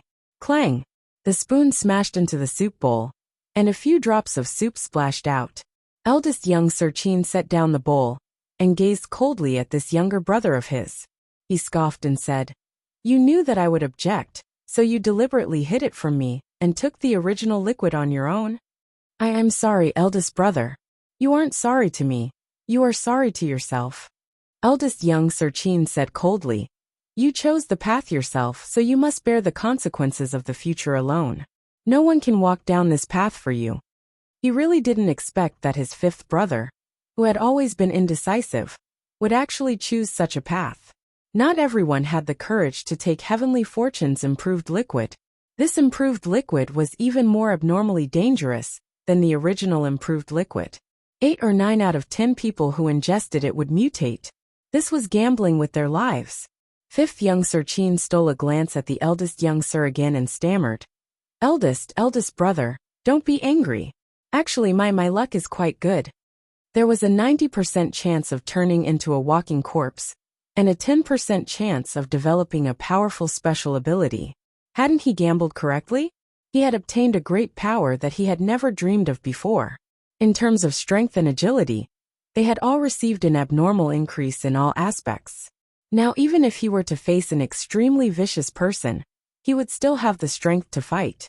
Eldest young Sir Chin couldn't help but be angered into laughter. You really are a reckless gambler. Our luck isn't bad. Fifth young Master Chin muttered softly. Qin Xian looked at him deeply, and suddenly changed the topic. Your second brother brought people out to look for her. This little guy's divine sense hasn't fully recovered yet. He shouldn't be able to run too far. Fifth young Master Chin's heart jolted slightly, but he nodded very indifferently on the surface. Have a good rest. Eldest young Sir Chin handed the bowl of snow lotus soup to him before standing up and parting the floor-length muslin curtain to slowly walk outside. When he reached the door, he slowly turned his head and glanced at fifth young Master Chin. I've already helped you erase the traces you left on the ship. You need to be more careful in the future. Fifth young Sir's heart froze, and he abruptly turned his head to look at his eldest brother. However, he saw eldest young Sir Chin leave without looking back after throwing down this sentence, leaving behind only his slender back view. Chapter 4936. Omega Kotoku originally thought that he would be able to catch that troublesome little thing in less than 3 days. Who knew the group searched the sea for a total of 15 days, but still could not find a single hair of that little fellow. It was not until 10 days later that second young master admitted that his search for Arbor had failed. Jojo had already escaped without a trace. That mischievous girl did not set foot in the Forgetful River clan's territory, nor did she go to the Great Jubilee City, at the heart of the Forgetful River's economy. That little fellow had completely disappeared from the Forgetful River's territory, as if she had evaporated into thin air. There was no sign of her presence at all. Omega Kotoku had reason to suspect that she had already recovered her divine sense, and was probably hiding in her own star domain. Since this little girl intended to hide, it would be very difficult to dig her out. Even though second young master was extremely intelligent, he had to admit that this little rascal had slipped away right under his nose. No matter how intelligent those two from the Chin estate were, they would never have thought that Arbor would travel over 1,000 miles in one night and sneak into a small fishing village. For the past half a month, Arbor had settled down in this fishing village. During the day, she would cultivate and read books to recover her divine sense. When night fell, she would conceal her presence and quietly float back to the abyss of the sacrificial sea. The little fellow had been pacing back and forth at the entrance of the abyss of the sacrificial sea. Omega Kotoku still did not understand her character well enough. If he really understood Arbor's character like Jojo's lotus, it would be impossible for him to not see her for such a long time. Just like that, Arbor hid during the day and came out at night. For the past half a month, she had been waiting for Jojo's lotus at the entrance of the abyss of the sacrificial sea. The more she waited, the more anxious and disappointed she became. Occasionally, she would take out the condensed soul orb to take a look. When she saw the faint shadow of the ancient Mo Lien, curled up in the soul orb and sleeping soundly, her heart could not stop beating wildly. Something had happened, something had definitely happened. If it was not for her rationality that firmly restrained her, she might have already jumped into the abyss of the sacrificial sea to find out what had happened. There were only about 100 families in this small fishing village. From one end of the village to the other, Every family was very familiar with each other. These fishermen usually went out to the sea to catch fish before dawn. They had to return to the village before sunset. Otherwise, at night, the dangers on the surface of the sea would be unknown. At the crack of dawn, Xiao Mu returned to the fishing village. Mrs. Feng was already very familiar with her habits these days. In the first few days, Sister Feng was worried for a long time and persuaded her not to go out to sea at night. However, he soon discovered that this seemingly young girl was a very capable person. There was no need for him to worry about her at all. Thus he gradually relaxed. Arbor walked into the village expressionlessly with a big-headed fish in his hand. When the fishermen saw her, they all smiled and greeted her out of habit. "Little doctor, you're back. Little doctor, you've caught another big fish today." This little doctor was really a strange person. Every day, he would go out to sea in the middle of the night and come back with a fish in his hand. It was not much, just one fish. However, there were only 4 or 5 people in Feng Qi's family. Such a big fish was definitely enough to eat for a day. Everyone could not help but envy Feng Qi. Back then, when the couple took in this young madam of unknown origin, they had secretly laughed at her. The world was so difficult. Who didn't hide some food in the cellar? How could they have extra food to entertain guests? Chapter 49-37. Only Feng Qi and his wife were foolish enough to take in this pregnant woman of unknown origins. But now, it seemed that Feng Qi and his wife weren't foolish at all. They were simply too shrewd. After interacting with her for a while, everyone in the small fishing village knew. Not only was this young madam exceptionally exquisite and good-looking, but her medical skills were also superb. She read and practiced during the day and wandered out to sea at night. At daybreak, she would bring some food back to Feng Qi's family. Sometimes it was a large fish, and sometimes it was some sea shrimp and crabs. Feng Qi's family's simple life was getting better and better. When Arbor entered, Madame Feng was standing up with their 3-year-old son, Mao Mao, in her arms. When Mao Mao hazily saw the little stoic enter, he scampered over and raised his small hand to rub Arbor's stomach. "Good morning, wife." "Arbor," Madame Feng's mouth twitched, and she laughingly scolded him for being a brat. She walked up and carried her son to wash up. "Little physician, don't mind them." The day before yesterday, old Uncle Wang from next door was teasing Mao Mao, saying that if the little physician was pregnant with a girl, Mao Mao would have a wife in the future. I didn't expect this child to remember it, and still think about it even now. Madame Feng was laughing uncontrollably. Arbor expressionlessly glanced at Madame Feng and her son before hanging the big-headed fish on the rack. "Sister-in-law, I'm going to sleep." After all these days, Madame Feng had long figured out the little stoic's work and rest habits. She hastily nodded and replied, Okay, I'll call you for lunch.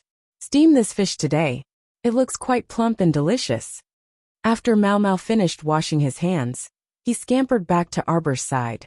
He raised his small hand and pressed it against Arbor's stomach, caressing it again as he muttered. Wife Arbor's brows suddenly creased. He felt as if a layer of energy suddenly flowed out from his stomach and was about to hit that little imp. The little stoic's eyes were sharp and her hands were nimble. She swiftly lifted Mao Mao up with a flick of her slender hand and pressed down a layer of divine energy, completely blocking out that sudden attack. Boom! The opposite wooden shelf suddenly fell apart, and the big-headed fish that was originally hanging on the shelf also fell to the ground with a dong sound.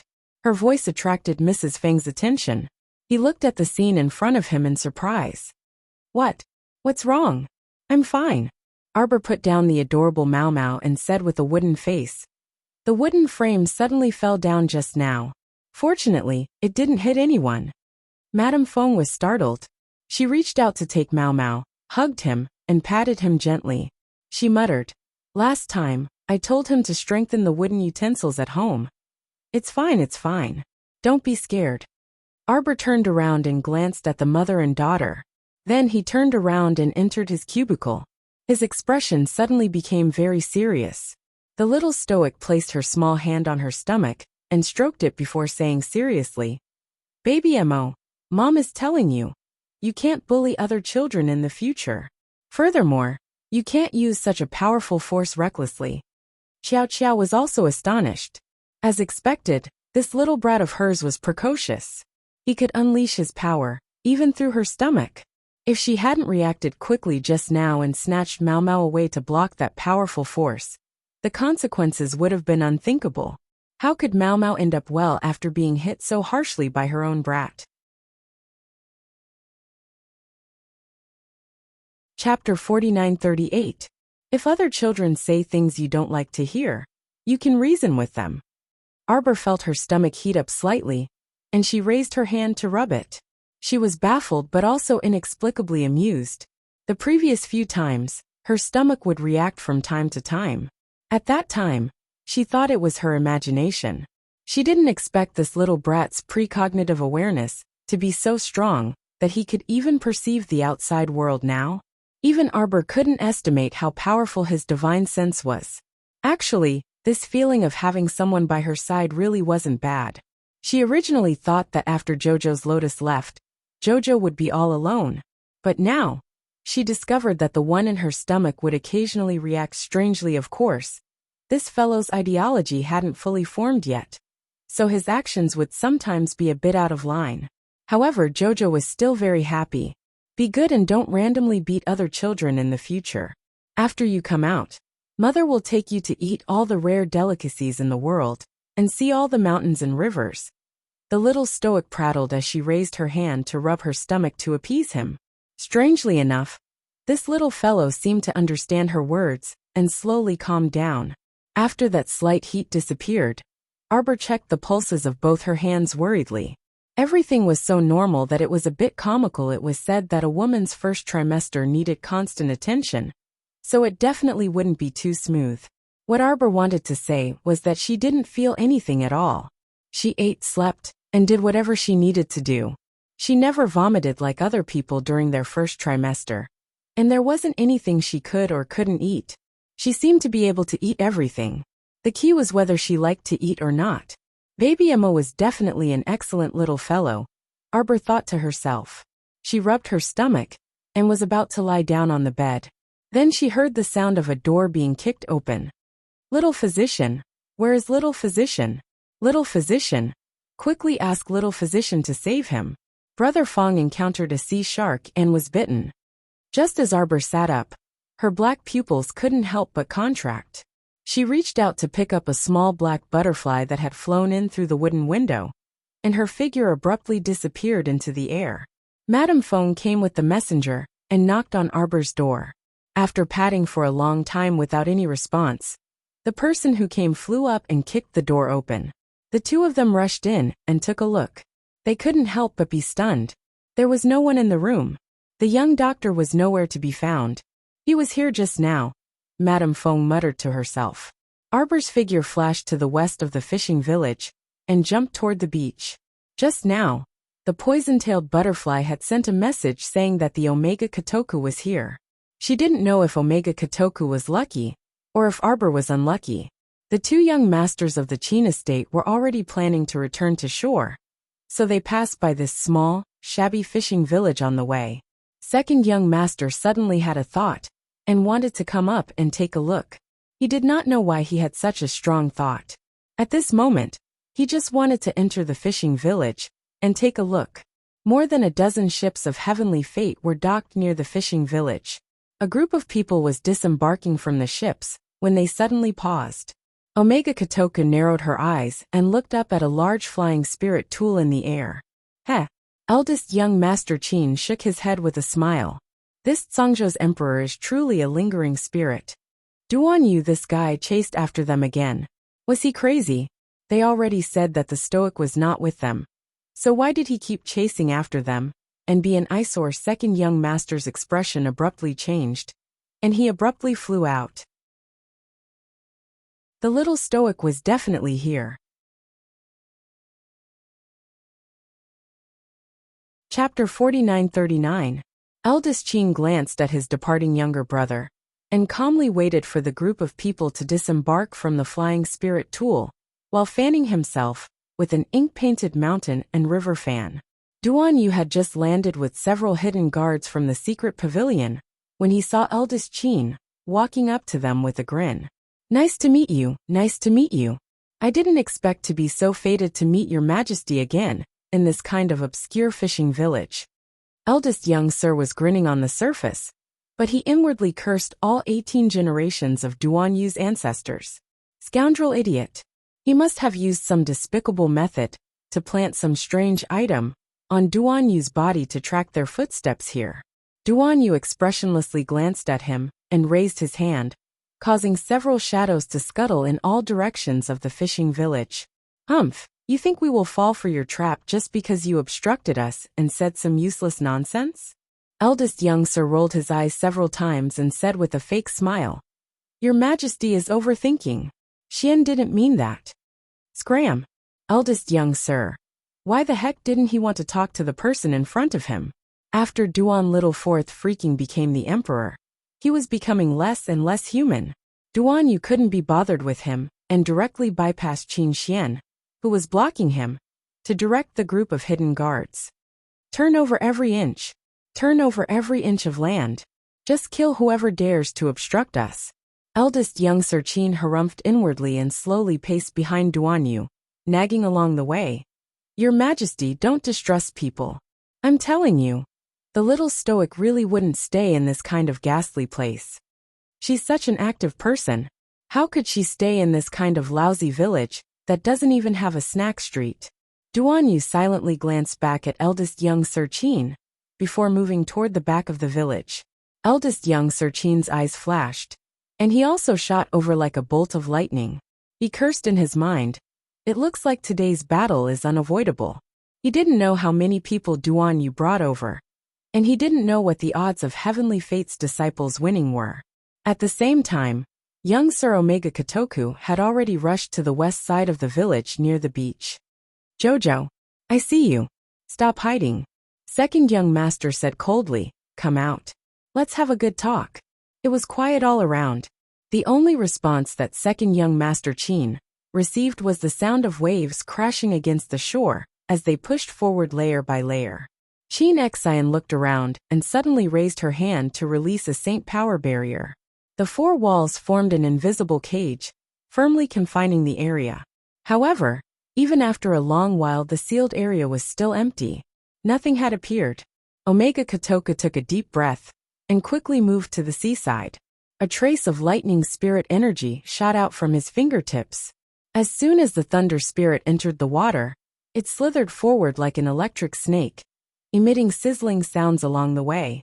Arbor was hiding in the depths of the sea. Naturally, she saw that the electric current released by the second young master was chasing after her through the ripples. Bastard! Still not giving up on trying to catch Jojo. Infuriated, Lady Jojo drew talisman projections in the water, completely concealing her presence and hiding in the sea. 36 void concealment talismans completely concealed her figure. No matter how the electric snake shuttled back and forth in the water, it still didn't discover Arbor, who was just inches away. Lady Jojo was inwardly smug. Lady Jojo has entered the water, yet you still want to catch me? Simply a fantasy. Chapter 4940. He was just about to stealthily dive another 10,000 kilometers, so that Omega Kotoku wouldn't be able to find him. Suddenly, he heard eldest young Sir Qin's chuckling voice. Your Majesty, I said there's no one here, but you didn't believe me. Look. It's empty all around. How could there be anyone here? Duan Yu cast a sidelong glance at the eldest young sir before his gaze landed on the water. He was still musing in his mind. It's true that Charles' scent is here, which means that this little fellow definitely came here before. Besides, she's good at swimming. So could she be hiding underwater? Go. Don't dilly-dally. Go. Urging voices rang out one after another, interspersed with the wails and cries of the village women and children. Duan Yu turned around and saw a short and stout winter melon wielding a purple gold melon hammer, leading a dozen or so disciples of the Heavenly Fate Academy. They were ferociously reprimanding the villagers from one end of the village to another, as if they were herding ducks. The villagers' wails shook the heavens. Arbor could hear them vaguely from underwater, but she couldn't help but be enraged. As expected, This scoundrel Omega Kotoku was using the villagers to threaten her to show herself again. Duan Yu coldly glanced at eldest young Sir Qin and bluntly reprimanded. Your methods are extremely despicable. Anger flashed in eldest young Sir Qin's eyes, and he turned to glare at that short and stout wintermelon. Why did you escort so many villagers over? This subordinate felt that since that little stoic wasn't willing to show herself, then, acting on your own initiative. Eldest young Sir Omega Kotoku sternly reprimanded. Duan Yu snorted. Don't be pretentious. If it weren't for one of their orders, why would this short and stout wintermelon man act on his own initiative and escort so many villagers over? The second young sir sent a look at Duga Ling beside him. The latter chuckled and suddenly threw a fire net at the two hidden guards of the secret pavilion, with a flip of his hand. With a whoosh, the fire net that had suddenly formed suddenly covered the heads of the two shadow guards, firmly imprisoning the two of them. Although the two secret guards who were caught in the fire net were shocked, their expressions did not change at all. One of them held a dagger and used one hand to draw the fire net, while the other used the water spirit energy in his hand to attack the net. Duga Ling's cultivation was above the two of them. With their strength alone, there was no way they could break free from the net. At the critical moment, a silver-white flame suddenly landed on the layer of fire net, directly engulfing the fire net, releasing the two secret guards. At the same time, a harsh glint flashed across Duan Yu's eyes, and he raised his hand. With a bang sound, dazzling fireworks scattered in the sky, forming the word song. Eldest young Sir Qin couldn't help but smile wryly on the inside, as he grumbled inwardly about his second brother's eagerness for success and instant benefits. He just knew that ever since Duan Yu became Song Prefecture's monarch, he could no longer treat him as a person, just look at his bad temper. Without saying a word, he asked for reinforcements. He was too lazy to talk nonsense with them. In less than a moment, dozens of giant air transportation spiritual tools flew over from nearby. From the looks of it, each air transportation spiritual tool could accommodate at least 300 people. In this way, the number of people on Song Prefecture's side perfectly overwhelmed Tianyun's side. Gathering firepower and starting a gang fight at the slightest disagreement simply suited forth Duan's personality too well, haha. Whoosh whoosh whoosh. Whoosh whoosh, the air transportation spiritual tools stopped above their heads. Immediately, people opened the spiritual tool cabins and rapidly descended from the sky.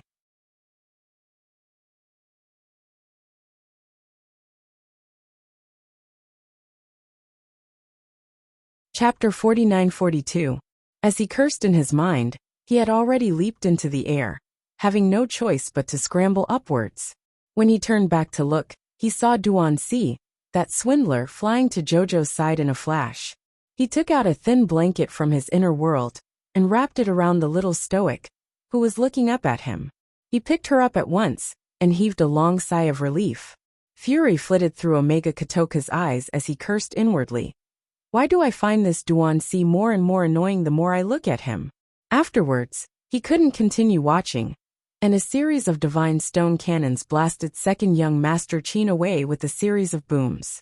When he returned to the ship in a huff, he saw Qin Xian looking at him with a spurious smile. What are you laughing at? Don't think that you're smart. The others aren't easy to deal with either. Look at Duan Yu, this swindler. He had both men and cannons. How thoroughly prepared he was, waiting for them here. Omega Kotoku was furious. He fiercely glared at Qin Xian, feeling abnormally uncomfortable in his heart. She was so close. Even at such a close distance, he still couldn't catch her. He still let her slip away right before his eyes. Simply utterly abominable. Eldest young master, second young master. The people from Tsangzhou are chasing us with sacred stone cannons. Fuck this bunch of lunatics. Eldest young Master Qin rolled his eyes at the sky and hastily said, Now isn't the time to shed all pretense of cordiality with them. Hurry and leave. Don't just stand there, set sail, leave. Go, go, go. Boom, boom, boom. Boom, boom. The sacred stone cannons fired non-stop. Young Master Omega Kotoku and his men's ships were all blasted out of the sea and fled for their lives from the shore. On the other side, Duan Yu looked down at the little stoic's expressionless face and reflexively rubbed her head. It was only when he saw that the little stoic was safe and sound that his heart finally set at ease. The emotions that had been burning for so many days finally stabilized. He reached out and wrapped her in the thin blanket, wiping her wet hair as he did so. The silver flame in his palm flickered faintly, and in the blink of an eye, he dried the little stoic's clothes under the blanket. Duanyu. The little stoic glanced at him aggrievedly. Jojo's Lien is missing. Duanyu's heart sank. What happened? Come up first. He pulled her to the shore and looked down at her. Jojo's lotus and rotten peach blossom were tricked into the abyss of the sacrificial sea. Jojo has been waiting for them at the entrance, but they didn't show up.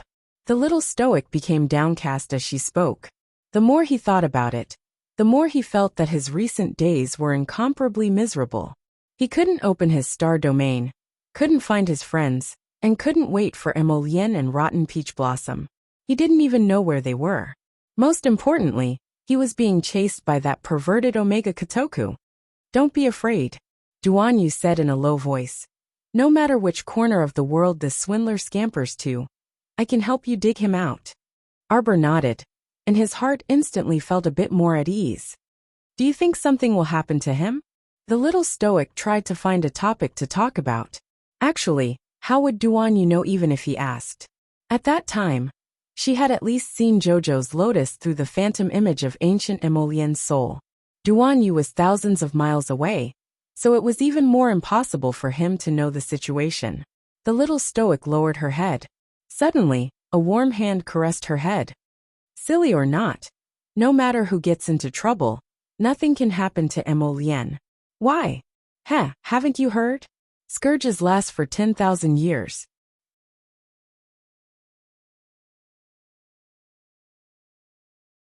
Chapter 49-43. Arbor blinked, feeling that Duanyu's words made sense. After all, Jojo's lotus was a person of great fortune no matter how one looked at it. She couldn't be paranoid and scare herself. She had to firmly believe that Jojo's lotus would definitely return. But no matter how she comforted herself, her anxious and uneasy emotions didn't diminish in the slightest. It had already been so long, so Jojo was very worried. A shadow flashed, and the dull-witted Emo abruptly popped out from Arbor's side. During this period of time, Jojo's mood was uneasy as ancient Emolien was in a deep slumber inside the soul pearl. Emo would come out from the storage talisman every day. She didn't speak much, and just quietly sat there with the little stoic. Sometimes, she would follow the little stoic around the village to treat patients. Other people couldn't see her half-wisp of soul form, so she would walk around the stoic. She watched the little stoic administer acupuncture and medicine, watched the little stoic treat patients. After watching too much, this dull-witted fellow would occasionally ask a few questions. When Arbor saw her swaying out, he reflexively raised his hand to rub her head. Emma was also a lonely person. Sometimes when the little stoic looked at her, she would occasionally feel a bit of heartache.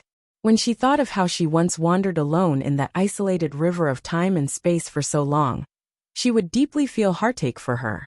In the past she was also like this. She had no friends, no family and even nothing. Medicine. Emo dazedly followed beside her and spat out a word. Duanyu glanced sideways at her. Jojo, this faintly discernible soul body seemed to be very unstable, as if it would dissipate into the air at any moment. My good friend, Emo, Arbor grabbed Mo's hand and asked placatingly, what medicine? A medicine. Emo tilted her head, seemingly trying to express something with great effort, but unable to. Thus, she kept wandering around Arbor like a headless fly. Where are you feeling unwell? When Arbor asked this, he couldn't resist rolling his eyes at himself. Emo was a soul body, so how could she feel unwell? It was simply hilarious. What are you trying to express? Don't worry, think slowly. It won't be too late to tell me when you can express it. Emo understood Arbor's words and nodded seriously. His expression was a little funny. Jojo. Duanyu smiled at her. Right now halfway through his words, he glanced coldly to the left. Mrs. Feng hugged Mao Mao, and took a few steps back in fright from the man's cold gaze. She hurriedly hugged Mao Mao tightly in her arms and shrunk her neck. With a face full of fear she stammered, little doctor. When the noble young man beside the young doctor gave the order to use the godstone cannons to attack those young masters, he didn't care about what the others would do. The terrifying aura of a superior being assaulted him. Mrs. Feng muttered in her heart. When I first picked up this young doctor, I already felt that she wasn't an ordinary person. How could an ordinary person have such an exquisite little face that was made of snow? It's okay, sister-in-law. It's okay now. Arbor stepped forward and comforted the mother and son. What happened to Mau Mau's hand? I tripped when I was running earlier. It's nothing serious. You'll be fine soon after washing it and applying some medicine. Arbor raised his hand to wash the child and apply medicine, but Mrs. Feng seemed to be frightened and hastily took another step back. Chapter 49-44. Arbor's small hand paused in midair, and he paused for a moment before handing a small porcelain bottle to Madame Feng. Then, wash the child and apply the medicine. Madame Feng knew that her distant action just now was a bit hurtful, so she smiled at Arbor in embarrassment. Thank you, little physician. Xiao Mu nodded, her expression calm and indifferent. We will leave immediately. Thank you for your care this past half a month, Madame Feng. I'll leave some rice for you guys. I hope you don't dislike it. After saying this, Arbor nodded at Madame Feng before turning to walk to Duan Yu and whispering, "Let's go." Okay. Duan Yu turned around and gestured to the hidden guards nearby. Everyone quickly regrouped and leaped up, heading for the air transportation spirit tools parked in midair. Arbor pulled the dazed Mo Bingyan and flew onto the first air transportation spirit tool with Duan Yu. It was not until the dozens of air transportation spirit tools were far away that the other villagers dared to gather at the beach. They all sighed for a long time before talking all at once. Who exactly is this little physician? Wow, look at her aura. She should be a noble daughter from some large patrician family, right? Madame Feng, eh? Some villagers called Madame Feng several times, but she ignored them and ran toward her house with the child in her arms. The villagers pursed their lips. Suddenly someone shouted, "Aya, that little physician left. So who will treat Brother Feng's injury? Brother Feng is still lying on the beach at the east side of the village, right?" When they were fleeing for their lives earlier, none of them cared about Brother Feng, who was bitten by a sea shark and couldn't move his lower limbs. Now that the crisis was resolved, they remembered that Brother Feng was still lying on the beach. That's right, oh my, this old leg of mine. The little physician said it would be completely fine after 5 injections. But it's only been 3 injections. Who are we going to find for the other 2 injections? Aya, this little physician, seriously. Madame Feng didn't listen to the villagers' complaints. She carried Mau Mau and sprinted home, pushing open the door to her house with a bang. He ran into the small courtyard and took a look. The rice jar was filled with shining white rice, and there were a few strips of bacon and some vegetables beside it. She stood blankly in the courtyard with the child in her arms for a long time, her heart filled with regret. She had been with the little doctor for almost a month. How could she not know what kind of person she was? Just now, why did she hurt people like this? How could a young doctor harm innocent villagers like them? The dull-witted Mo initially sat next to Xiao Mu. Afterwards, she stood up and circled around Xiao Mu. All the secret guards who were above the god realm could see that this soul was walking around the little crown princess, as if he had ADHD. He seemed to want to express something, but couldn't find the words to express it. Ciao. Mo's voice was slow and dragged out. It's not worth it. Everyone looked at each other, not knowing what this half-soul was talking about. Arbor looked at her, blinked and suddenly smiled at her. She suddenly understood what this blockhead wanted to say. Emma wanted to tell Arbor that those villagers weren't worth her trouble, and she didn't need to be in a bad mood. Although this fellow was blockhead, he wasn't an idiot. After being by Arbor's side for so long, Emma saw that the villagers only wanted to get some benefits from Jojo.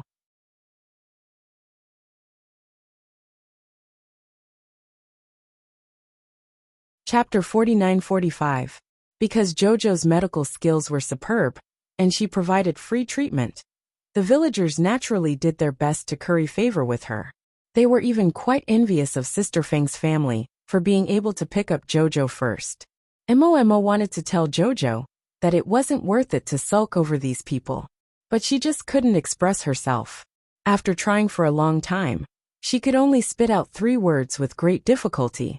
It was so strenuous that she was so anxious that she paced back and forth around Jojo.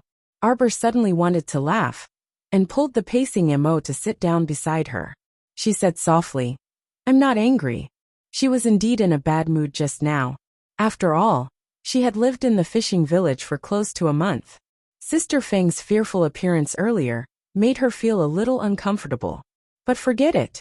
Not everyone in this world could like Jojo. There would always be people who liked her, and people who hated her. This was a very normal phenomenon. It was fine as long as she got over it. She wasn't a morning glory that faced the sun, and had to make everyone like her.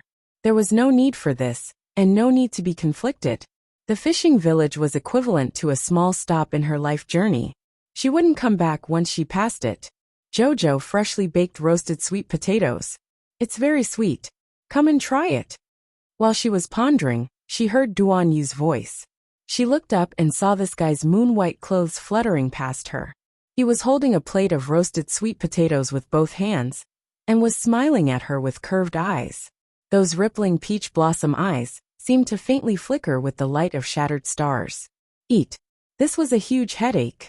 One had to look forward in life, so they naturally had to eat. Let's go take a look at the entrance to the sacrificial sea's abyss later. We have to dig 3 feet into the ground to dig those 2 idiots out. Okay. Arbor nibbled on the roasted sweet potato in her hand, a hint of sweetness in her mouth. She was different from her mother. She definitely wasn't destined to be alone.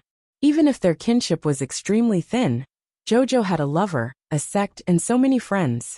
There was nothing that Jojo couldn't face. Half a month ago, I followed your aura, and found the wreckage of a ship. After that, I sent people to search the surface of the sea. They didn't find you, but they did find many people from various aristocratic families. Your Mu family is safe and sound. I've already sent people to send them back to Dragon Flame City. Xiao Mu's fair fingers twitched as she recalled little Fifth Qin, whose complexion was a bit pale. When he let her go, he said that he would take care of everything over there. Therefore the Mu clans Tung Yun Yunji, Morong Yen, and the others were also released by the zither cultivator? Xiao Mu had mixed feelings, and she didn't know what to say. The Qin family is the mastermind behind the heavenly fate. Arbor looked up at Duan Yu with a listless expression. Jojo is too stupid, and has been kept in the dark by them. Nonsense. Duan Yu peeled another sweet potato for her, and fed it to the little stoic. They hid themselves so well that no one noticed. You're not the only one who was fooled. Everyone was dumbfounded. This was the true terror of these people from the Qin estate. Now that I've seen through their identities, do you think they'll still return to Dragon Flame City? Duan Yu nodded. They naturally won't stay in the Qin estate in Dragon Flame City anymore. They'll probably move to a secret location and continue hiding. They can gather a lot of information while hiding in Dragon Flame City. Most likely, not all of them will withdraw. Arbor thought about it and agreed.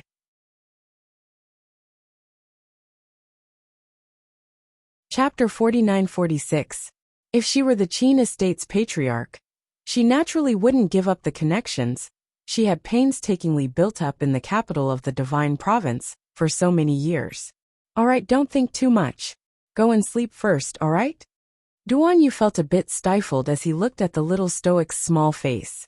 She seemed to be thinner than a palm, and he felt even more stifled.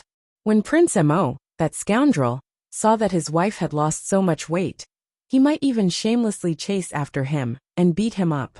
There was no reasoning with that guy. He wasn't someone who could reason with others. Arbor was indeed a bit sleepy. She had been on tenterhooks these past few days, and couldn't eat or sleep well. Now that she saw Duan Yu, she relaxed a lot. After eating 2 fist-sized sweet potatoes, her body was warm, and her stomach was full. She took out a sleeping bag from her inner world, and Sir Jojo crawled inside. This spirit artifact cabin was quite spacious. Other than Wui and Xiaoi, who were by Duan Yu's side, the other hidden guards were arranged to be on other flying spirit artifacts. After Jojo installed a sleeping bag on the spacious seat in the spirit artifact cabin, Duan Yu's lips curled. He raised his hand to set up a soundproof defensive wall near the seat to prevent her from rolling down from her seat with the sleeping bag. Moe swayed back and forth outside the defensive wall. He looked up at Duanyu before swaying to a seat and sitting down. He obediently and expressionlessly continued to stare blankly. Duanyu looked back at Jojo, who had burrowed into the sleeping bag, and thought, "Jojo, I wish you a good night's sleep. Don't worry about anything because I'm here." Ming Province's Great Yong City, Eastern Palace, Crown Prince Estate. Ming Yasi coldly gazed at the people before him. His gaze landed on a graceful woman with a white veil covering her face. "Your Honorable Highness the Crown Prince of Ming Province." The leader, a middle-aged man, placed a hand across his chest and bowed to Ming Yasi. "It would be better for you to personally inspect this precious gift." Ming Yasi coldly stared at them and ordered coldly, "Woman, remove the veil on your face and let me see who exactly you are." These uninvited guests from the grassland had tried every possible means to see him, saying that they wanted to present him with a treasure. Was it this woman in front of him, who smelled like a prostitute? A trace of disgust flashed through Ming Yasi's eyes. Did he look like such a stupid person? Would he casually accept a woman of unknown origin? At this thought, the woman in the white veil gracefully reached out and took off her veil, revealing an exquisite face the size of a palm. She smiled at the dumbfounded Ming Yasi with her big watery eyes. She bowed and said, "Greetings, Your Highness." Dark Yas glared at the familiar face in front of him, his eyes revealing traces of ferocity. What a beauty! Who substituted the plum for the peach? Do they think that anything in this world can be replaced? What a joke! He finally understood what was going on. The cold light in his eyes turned into a substantial killing intent. "You've looked for the Emperor of Tsang Prefecture before, right? No wonder Duanyu, that guy, seemed to have gone mad recently and dispatched an extremely powerful army to the Pingjin Prairie to hunt down the people of the state of Luo. So that's how it was. When the leader of the envoy from the state of Luo saw Ming Yasi's reaction, his heart sank. It couldn't be, right? Could it be that this Ming Prefecture's crown prince was as eccentric as the Tsang Prefecture's emperor? That couldn't be right.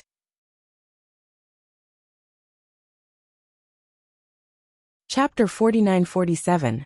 It's hard for you to cover such an ugly fake face with a veil. Ming Yasa's cold words caused the woman's expression to stiffen. What? Ever since she was perfectly transformed by the transformation potion. Although she couldn't compare to the other candidates, she, Lilia number 5, could already be considered a mid-tier product. It was definitely not something that Lilia number 9 and 8 could compare to. Every day when she looked in the mirror, she would be mesmerized by her own face. It was simply too perfect, okay? His Highness the Underworld Crown Prince must be blind. Yes, if he wasn't blind, how could he not see how good she was? That man's cold gaze looked through her face, as if he was looking at an ancient place. This kind of gaze that disregarded her made Lilia number 5 feel suffocated and embarrassed. The woman held the white veil in her hand and twisted it tightly. The stifling feeling in her chest was about to make her explode. You really shouldn't have taken off the veil to scare people. Hurry up and put it back. Student Ali, who was standing behind his elder brother, felt like he was struck by lightning. Sometimes Big Brother's words were really too hurtful. Cough cough. Lilia number 5 clutched her chest that was about to explode and panted heavily. She nervously tilted her head and glared at Ming Yas in front of her with hatred and anger. You, back down. The head envoy of Dorwo coldly reprimanded. The woman trembled and didn't dare to act rashly. She hurriedly took a few steps back, but her eyes were still filled with resentment and anger. She glared at the expressionless Ming Yas who was sitting on the high seat. This arrogant underworld crown prince made her feel a strong sense of defeat, which made her feel very uncomfortable. Your Highness the Underworld Crown Prince. The head envoy placed his hand across his chest and respectfully bowed to Ming Yas. Our country of Daluo has come here with great sincerity to propose cooperation with you. Dorwo is willing to help Your Highness the Crown Prince become the true overlord of the upper 3 provinces. Ming Yas couldn't help but sneer when he heard this. How dare a small grassland country talk big and shamelessly point out the world? A faint trace of anger flashed across the face of the head envoy from the country of Doro.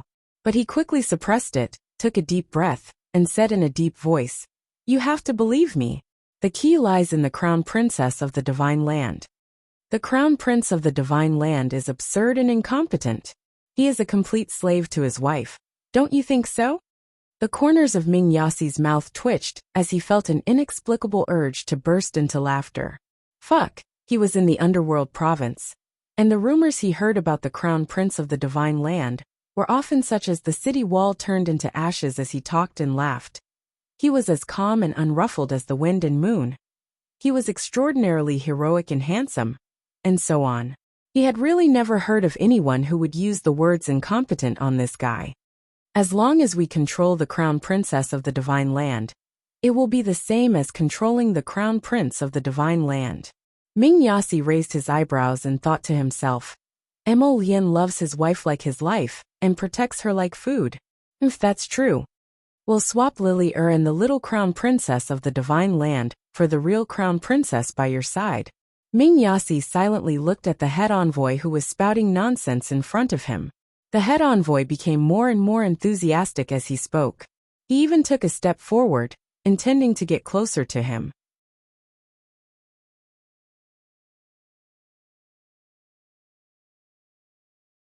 Chapter 49-48. This way, not only will you get what you want, we can also control the lifeline of the divine land's crown prince. From there, we can firmly control the future of the divine land. Ha ha ha ha ha. This person seemed to have seen a bright future, as if he had already unified the 3 continents. He put his hands on his hips and laughed loudly at Ming Yas. Ming Yas waved his hand expressionlessly. Drag them out and kill them. The head envoy looked at Ming Yas, who sat motionless on the throne, and did not even raise his eyebrows. What? Could it be that he had misheard?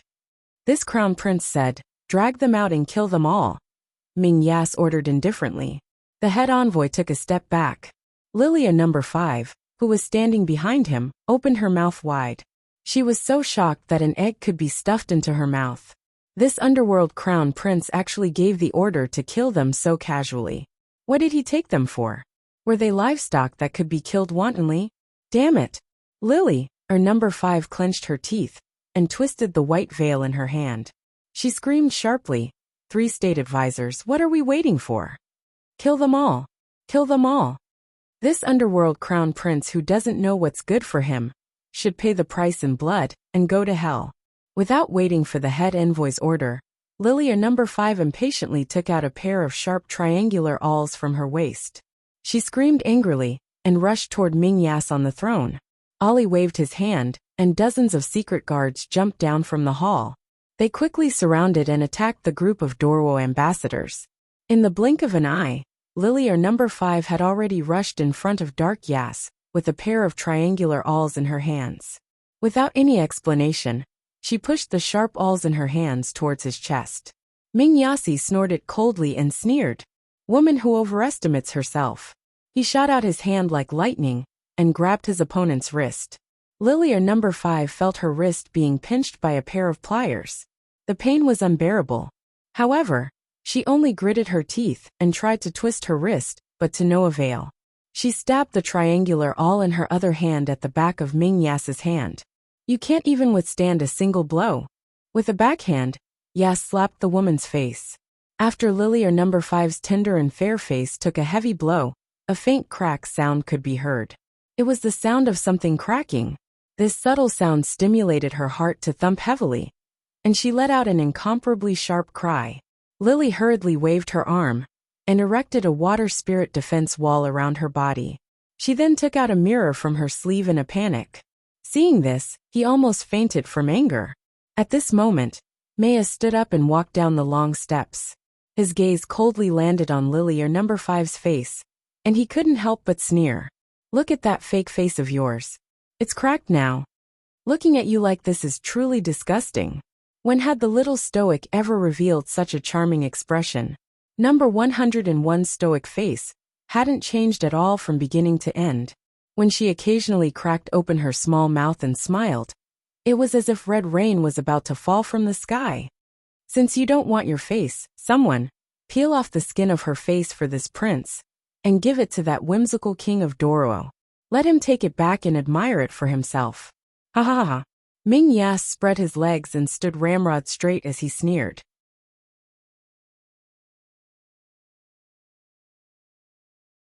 Chapter 49-49. No, no. No. Lilia number 5 widened her eyes in horror when she was suddenly startled by a bestial roar. She felt a sudden pain in her chest. When she raised her head to look, she was actually being stepped on by a vigorous calf. That pair of calf eyes flickered with a cold light as they stared fixedly at her, scaring Lilia number 5 into shrieking uncontrollably. Her entire body trembled as she tried to turn around. State Preceptor, State Preceptor. State Preceptor Shinto, save me, save. At this moment, a shadow guard holding a thin lancet expressionlessly walked to her side. Lilia number 5 felt a trace of fear that she had never felt before. Her entire body trembled violently as she begged in panic. Your Highness, I was wrong. I know I was wrong. Your Highness, please spare me, spare my life. Stiasai sneered. What use do I have for your life? Lilia number 5 widened her eyes in horror. Her hands tightly covered her cheeks as she screamed. No, you can't take away my face, you can't. Hee. Stiasai's sneer interrupted the woman's screams. You think you're worthy of looking like the crown princess? You lowly woman, you shameless thing. You're only worthy of hiding in a dark ditch, forever being a dirty and ugly smelly rat. Aha! 15 minutes later, Lilia number 5 was thrown to the ground. Her hands were stained with blood as she trembled and covered her face. Her body was curled up in pain as she gasped for breath. You son of a bitch, ah! Her curses were stopped abruptly by the shadow guard's whip on her back. Your Highness, that head envoy fled in a panic with injuries. The rest were killed on the spot. Oh! Stiasai smiled as he glanced at Lily, a number 5 who was curled up on the ground. Looks like he's not weak. Stiasai's smile disappeared as he coldly ordered. Close all the city gates and arrest this person. If he's alive, I want to see him. If he's dead, I want to see his corpse. Yes, Your Highness. Arbor crawled out of the sleeping bag, with a head full of disheveled hair. He looked at the smooth blue sky above his head, and was momentarily at a loss. She flipped over and sat up. Only then did she remember that she was currently in a spirit artifact cabin in the Tsang province. They had already left the barren fishing village, which was short of supplies. Why didn't you sleep a bit longer? We haven't arrived yet. Duan Yu slowly walked over and smiled at her. I slept for a long time. It wasn't that long. Duan Yu walked to her side. Only a little over 2 hours. Oh, Arbor felt that he was in good spirits. Although he didn't sleep for a long time, it was still a good sleep. He didn't have any of those messy dreams. We should be able to reach the entrance of the sacrificial sea by 10 o'clock in the evening. Jojo, I'll bring some people down to take a look. You stay up here. Arbor reached out and touched his belly. He thought for a few seconds and nodded obediently. Okay. Duan Yu smiled. Oh right, you're divine conscious. At the mention of this, Arbor became a bit angry. She pursed her lips and said, I take soul-soothing pills every few days. I still have to wait for my divine conscious to fully recover before I can open the star domain. I estimated that there's still about 6 to 7 days. Duan Yu nodded. Don't worry, take it slow.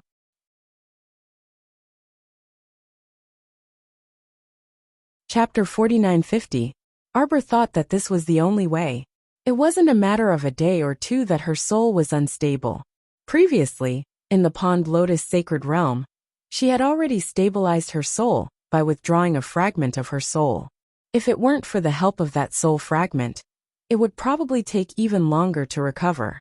Arbor reflexively stroked her left palm. Sometimes, she seemed to be able to feel the Fushi greatsword in her body, impatiently wanting to jump out. Soon, old friend. I'll be able to properly meet you very soon. Your Majesty. A hidden guard hastily walked into the spirit tool cabin and stood at the door, bowing respectfully. Jojo, dinner has already been prepared for you. Go eat first. I'll go see what's going on. Arbor glanced at him and nodded as she climbed out of the sleeping bag. You have to tell me if there's anything. People like them always like to hide everything from Jojo. which was especially annoying. Okay. Duan Yu nodded with a smile and turned to leave with the muttering hidden guard. Sir Jojo rolled out of the sleeping bag with a grumble. His eyes suddenly brightened as he rubbed his slightly warm stomach. It was very strange. She could almost grasp the baby's rhythm now. When it was mealtime, he would definitely remind her to eat. 3 meals a day plus 2 snacks were enough. When it was time, her stomach would heat up slightly. This was the master inside reminding her to eat quickly. This child was definitely a foodie. The little stoic inwardly thought expressionlessly. He was definitely like his dad. There were 6 dishes and 1 soup for dinner. The little stoic ate quite well. Moe sat on a stool on the side and dazedly watched her eat. After the little stoic finished eating, she put down her chopsticks and felt her stomach heat up slightly. Mother can't eat anymore. It's not good for indigestion, she muttered to herself and rubbed her stomach.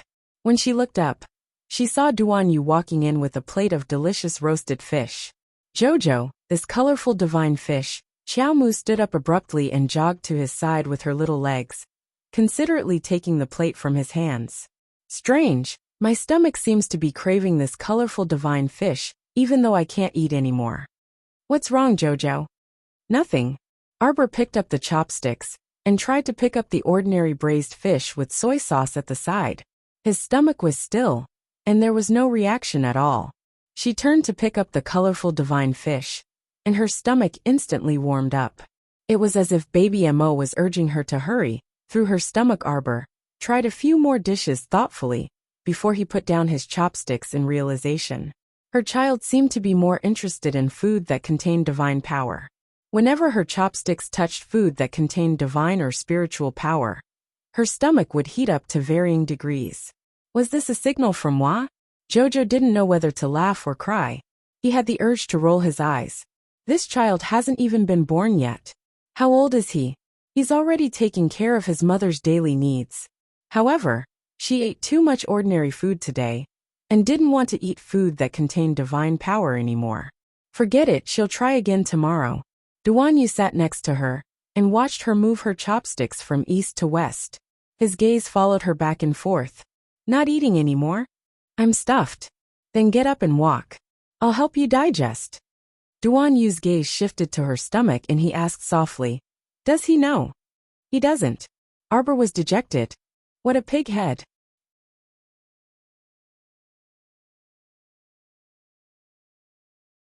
Chapter 4951. Don't worry.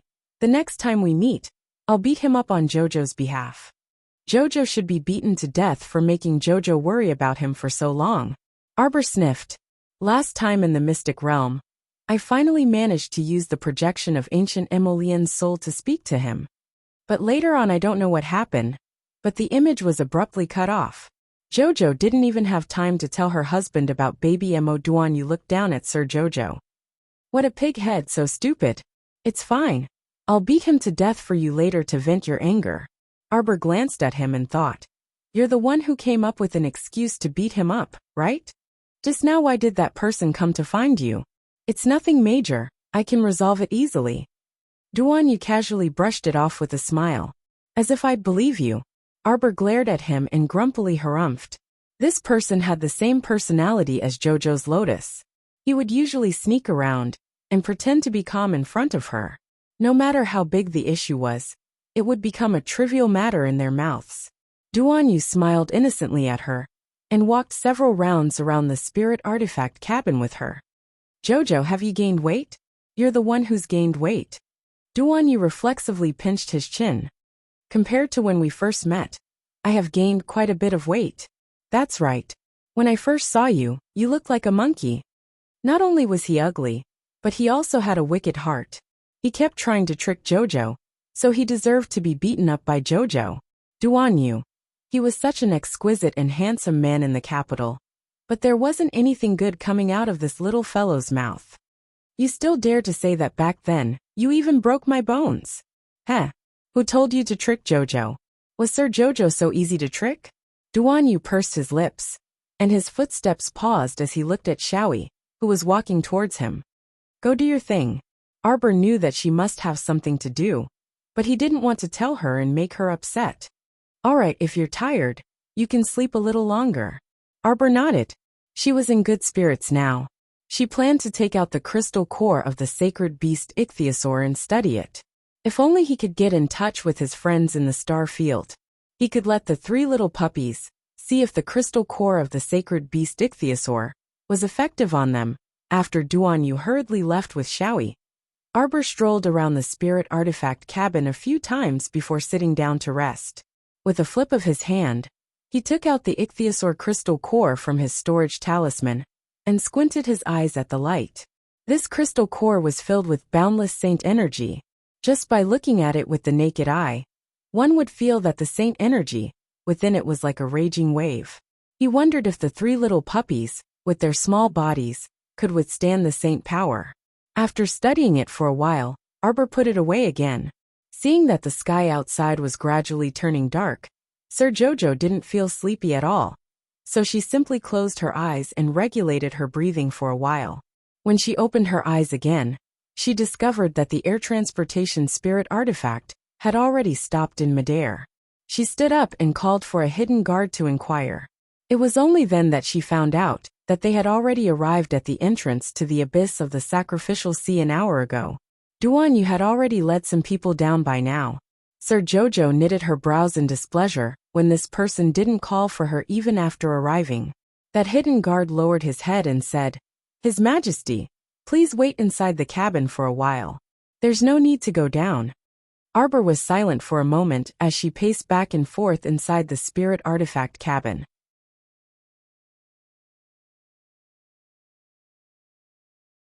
Chapter 4952. She kept feeling uneasy. "I'll go take a look." She walked to the spirit artifact cabin door and said to the hidden guard, "Take a look at the situation. I'll come back immediately." But His Majesty instructed, "I'm just going to take a look at the surface of the sea. I won't go to the cave entrance." Even now, she still had some psychological trauma from that bottomless pit in the sacrificial sea abyss. When she recalled how she fumbled about in the darkness, unable to see her fingers in front of her, she felt a bit uncomfortable. Staying in that kind of place for too long would really drive one crazy. The hidden guard couldn't persuade the little stoic, but he also didn't dare to offend her, so he could only meekly open the spirit artifact cabin door and accompany her down. The surface of the sea was illuminated quite brightly by the illumination pearls. Xiaoyi was currently hovering near the entrance to the sacrificial sea abyss with a group of hidden guards. When he looked up and saw a young hidden guard leading the little stoic down, he couldn't help but frown and glare fiercely at that young hidden guard. "What's going on? Sir Xiaoyi." This subordinate couldn't dissuade Mississippi. Xiaoyi hovered above the sea and took a step forward in Arbor's direction. He bowed and said, "Miss, it's not appropriate for you to go down with your health condition." Arbor nodded expressionlessly at him. "Don't worry, I won't make things difficult for you. I promised Duan Yu that I wouldn't go down, so I won't go back on my word." Xiaoyi sighed in relief and nodded with a smile. "All right then. You still need to be careful at the cave entrance." Arbor had actually paced back and forth near the sacrificial sea abyss countless times. In the past, when she was alone, she would swim here from the small fishing village every night and sit at the cave entrance pitifully waiting for Jojo's lotus. Everyone always said she was a person with great fortune. In the end, she waited for a full month and didn't see her husband. What good fortune? She had nothing. Sir Jojo took out a furry cloak from his inner world and wrapped himself in it before summoning an eggshell defensive barrier to encircle himself. Xiaoyi's mouth twitched. He then saw the little girl roll around like a small round egg until she reached the entrance to the sacrificial sea abyss and sat there motionlessly with her chin propped up.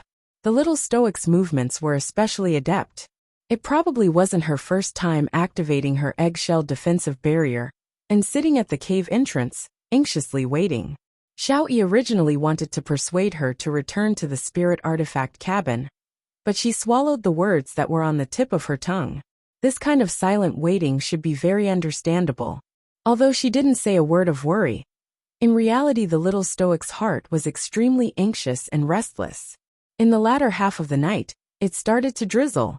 Xiaoyi couldn't help but step forward to persuade him. Arbor was getting more and more worried. Why didn't you come back after so long? Don't worry, nothing will happen. Look at the rain, it seems to be getting heavier. Xiaoyi advised softly. Miss, you should return to the spirit artifact cabin first. Xiaomu turned around to look at that pitch-black pit, feeling her heart sink. Suddenly, a luminous pearl was thrown up from the entrance of the cave. It quickly leaped into the air, making the surrounding luminous pearls even brighter. Arbor's eyes brightened, and she quickly looked down. Duan Yu led a group of people, and swiftly leaped to the surface of the sea. He couldn't help but be taken aback when he saw Arbor wrapped in an eggshell. It's so late. Why aren't you resting? Duan Yu irritably flicked her outer eggshell.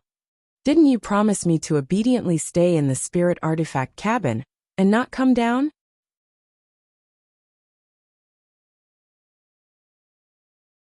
Chapter 4953. Sir Jojo glanced at him guiltily and murmured, worried. Duan Yu's heart softened, and he gazed at her gently. He patted her head through the defensive barrier. What's there to worry about? You're truly a little fool. Hurry, let's go. The rain is getting heavier. Let's talk inside the cabin. Arbor couldn't resist pursing her lips. He made it sound like the heavy rain would affect him. In reality, when those raindrops and mist were a few feet away from him, they were evaporated by his sacred power. Not a single drop could touch him. Arbor gazed at Duan Yu, who was happily eating a bowl of noodles, with an indescribable gaze. Jojo, your 100 treasures food box is really congee, rice noodles and all kinds of food. When he came up earlier he grumbled, I'm hungry. It would be great if there was a bowl of piping hot noodles right now. In the end, the little girl expressionlessly took out a food box, and immediately placed a bowl of mushroom, vegetable, and shredded pork noodles for him for the rest of the day.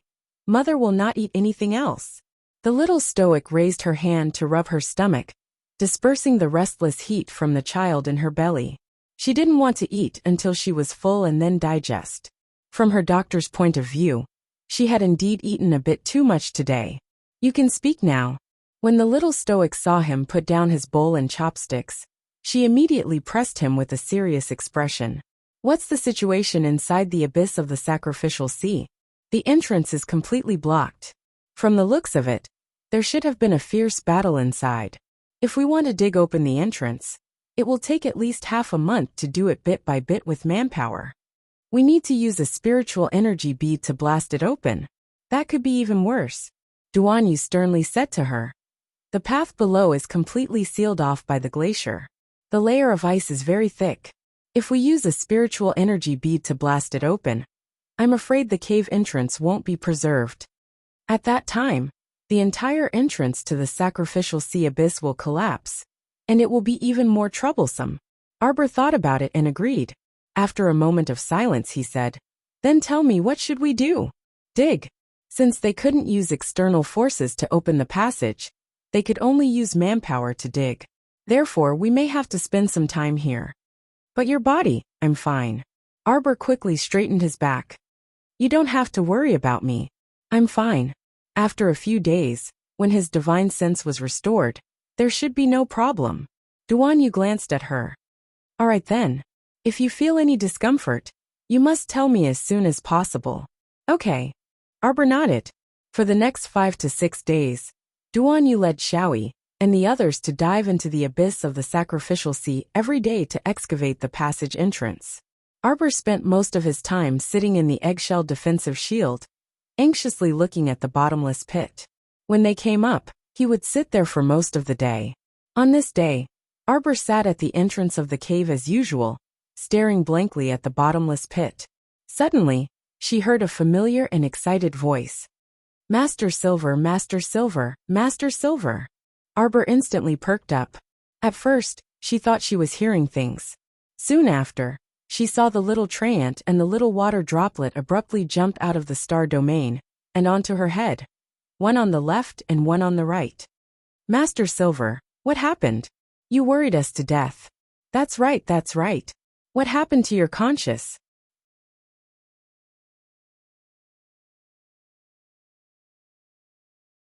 Chapter 4954. Arbor was also very excited. Previously, I used the Fushi Greatsword twice in a row, causing my soul to become unstable and my consciousness to be damaged. The star domain automatically became silent and sealed. I've made you guys worry. I was really worried to death. The little treant smacked its lips. When I think of Master fighting so many bad people outside alone, my heart almost hurts to death. Seeing this, the little water child punched the treant's head. I see you eating and sleeping every day, but I don't see you being that worried about Master. The little treant flailed its arms and legs and said angrily, "What do you know? You usually see me as calm on the surface, but my heart is already fluctuating." Arbor. These two little things, as soon as they came out, they started fighting like dogs. It really made one feel very helpless. "Master, the little monkey is trying to come out," the little treant suddenly said. Arbor was slightly startled, then quickly nodded. "Hurry and let her out." The little monkey must have sensed Mo's aura. When Xiaomu turned around to look, she saw Emily sitting beside her in a daze with her head lowered. She was racking her brains over something. "Big sister." The little monkey was released and quickly pounced on Mo, who was sitting beside Arbor. With this pounce, half of her body pounced out from Mo's transparent figure. Arbor raised her hand to her forehead and quickly pulled this impetuous girl back. After a period of treatment, the little monkey's fur on her body and face had already faded by 70 to 80%, and she gradually transformed into a delicate and pretty little girl. She looked at Mo excitedly, then glanced at Arbor. "Little big sister, my big sister, she's back, right? This is a fragment of Mo's soul that I found in the Pond Lotus Sacred Realm. It shouldn't be complete." Arbor nodded and said, "But I can be sure that Mo definitely didn't disappear from this world. She can definitely recover." The little monkey's eyes immediately turned red. She nodded and choked with sobs as she said, "Yes, that's great. Yes, that's great." Arbor thought. That lonely soul that drifted in the void for 3,000 years finally preserved a part of her soul. As long as he slowly recovered, he would be able to get better. Big sister, big sister." The little monkey circled around Mo. When it saw him raise his head and look at it blankly, it couldn't help but cry out anxiously. "Little monkey." Arbor brought the little brat to his side and patted her head. "Don't worry. Sister's soul is drifting around. She must be quite stupid right now. It's normal that I don't know you. After all, this half of her god soul shouldn't have the memories of the host's soul. Even if it does, it's just some memory fragments. Little sister, what should we do? We can only wait." Arbor sighed and patted the child's shoulder. In the future, if he could concoct some medicinal pills that could stabilize one's divine soul, they should be of help to Mo-chan.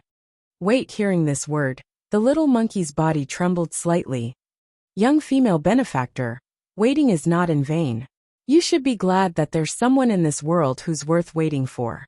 The little monk had stepped out of the star field at some point in time. At this moment, he was holding a box with both hands and lecturing with a solemn expression. "Stinky monk, you talk nonsense all day long." She was already several hundred years old, yet she had to lecture this chubby little monk every other day. It was infuriating. "Young female benefactor," she hit this little monk's head. The little monk puffed up his chubby cheeks and shouted angrily, "Wasn't it normal to get beaten up all day long?"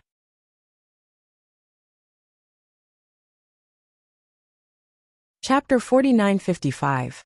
Arbor lowered her head and glanced at the little monk. She lifted him to the side, giving the little monkey and Mo some space to interact. All right. The little monk who was always talking nonsense would get beaten up no matter where he went. Arbor carried him away. The little monkey and Mo definitely had a lot of things they wanted to talk about. The rest of the people shouldn't disturb them. "Benefactress." The little monk puffed up his cheeks and tried to look up. He tilted his head and looked at her. "You seem to have gained weight again. Benefactress really wants to beat you up right now." Arbor glared at the little monk. "Shut up. You don't need to speak right now." The little monk smacked his lips and snorted. Then when will this little monk need to speak? The people in the star domain were all very strange. Every time the little monk opened his mouth, they would either tell him to shut up or find him naggy. Actually, he wasn't naggy at all. He just spoke a few more words. Arbor took out a carrot from her inner world and stuffed it into the little monk's mouth. Is it sweet? It's sweet. The little monk took the carrot and took a bite out of it. Kong Kong, have you made any progress in controlling the fire spirit recently? Kong Kong nodded. Yes. The small fireball has already become a large fireball. Arbor lowered her head and glanced at him. She was surprised. Kong Kong, your cultivation level has increased. Amitba, this little monk hasn't worked hard enough. The little monk puffed up his cheeks and took a few bites of the carrot. This little rascal was only 5 years old, but his cultivation level had already surpassed most people. Looking at his small arms and legs, it was hard to imagine that he was already a level 13 spiritual master. His innate talent seemed to be even better than hers, if not better. Benefactress, the little fatty said in a childish voice. You haven't come to see this little monk for so long. This little monk misses you very much. Arbor wanted to laugh. She reached out and poked his white and tender double chin. Do you miss me or the peaches I gave you? The little monk thought for 3 seconds and nodded heavily. Both. He missed the peaches mainly. Liar. Arbor flicked him on the forehead. Liar. The little monk hurriedly covered his forehead with his hand. No, I'm not lying to you. All right. Arbor carried him to the door of the spirit artifact cabin. Sister is going to the surface of the sea now. Are you going to enter the star field or? Don't enter the star field. Don't enter the star field. The little monk repeatedly protested. He had been cooped up in the star field all day long. If he wasn't cultivating, he would be eating melons. It wasn't easy for him to get some fresh air. He had to stay by the female benefactor's side. Benefactress, this little monk has recently recited a new scripture to calm the mind. Do you want to hear it? Arbor looked at him silently. Not for now. That's really a pity. The small monk curled his lips and said, This little monk has already memorized it thoroughly. I can even recite it backwards. Originally, I thought that since Benefactress has a strong evil aura, I could read it to Benefactress when I have nothing to do. Arbor, thank you to your whole family. Since Benefactress oh. Arbor pressed the little monk's nagging mouth with one hand and quickly jumped down from the spirit artifact cabin with him. Her ears suddenly became much quieter, and Arbor let out a slight sigh of relief. Little tree, bring Kong Kong back to the star field. The little monk hugged her arm. Oh, little tree waved its branches, and its voice rippled. Forget it, mistress. You're tuning in to the Dreamy Chapters YouTube channel. We're so grateful for your support, and don't forget to subscribe to join us on this incredible journey through captivating stories. Your generosity through donations truly makes a world of difference, as it's the primary source of revenue that allows me to expand and enhance this channel for you. Thank you from the bottom of my heart for being a part of this adventure.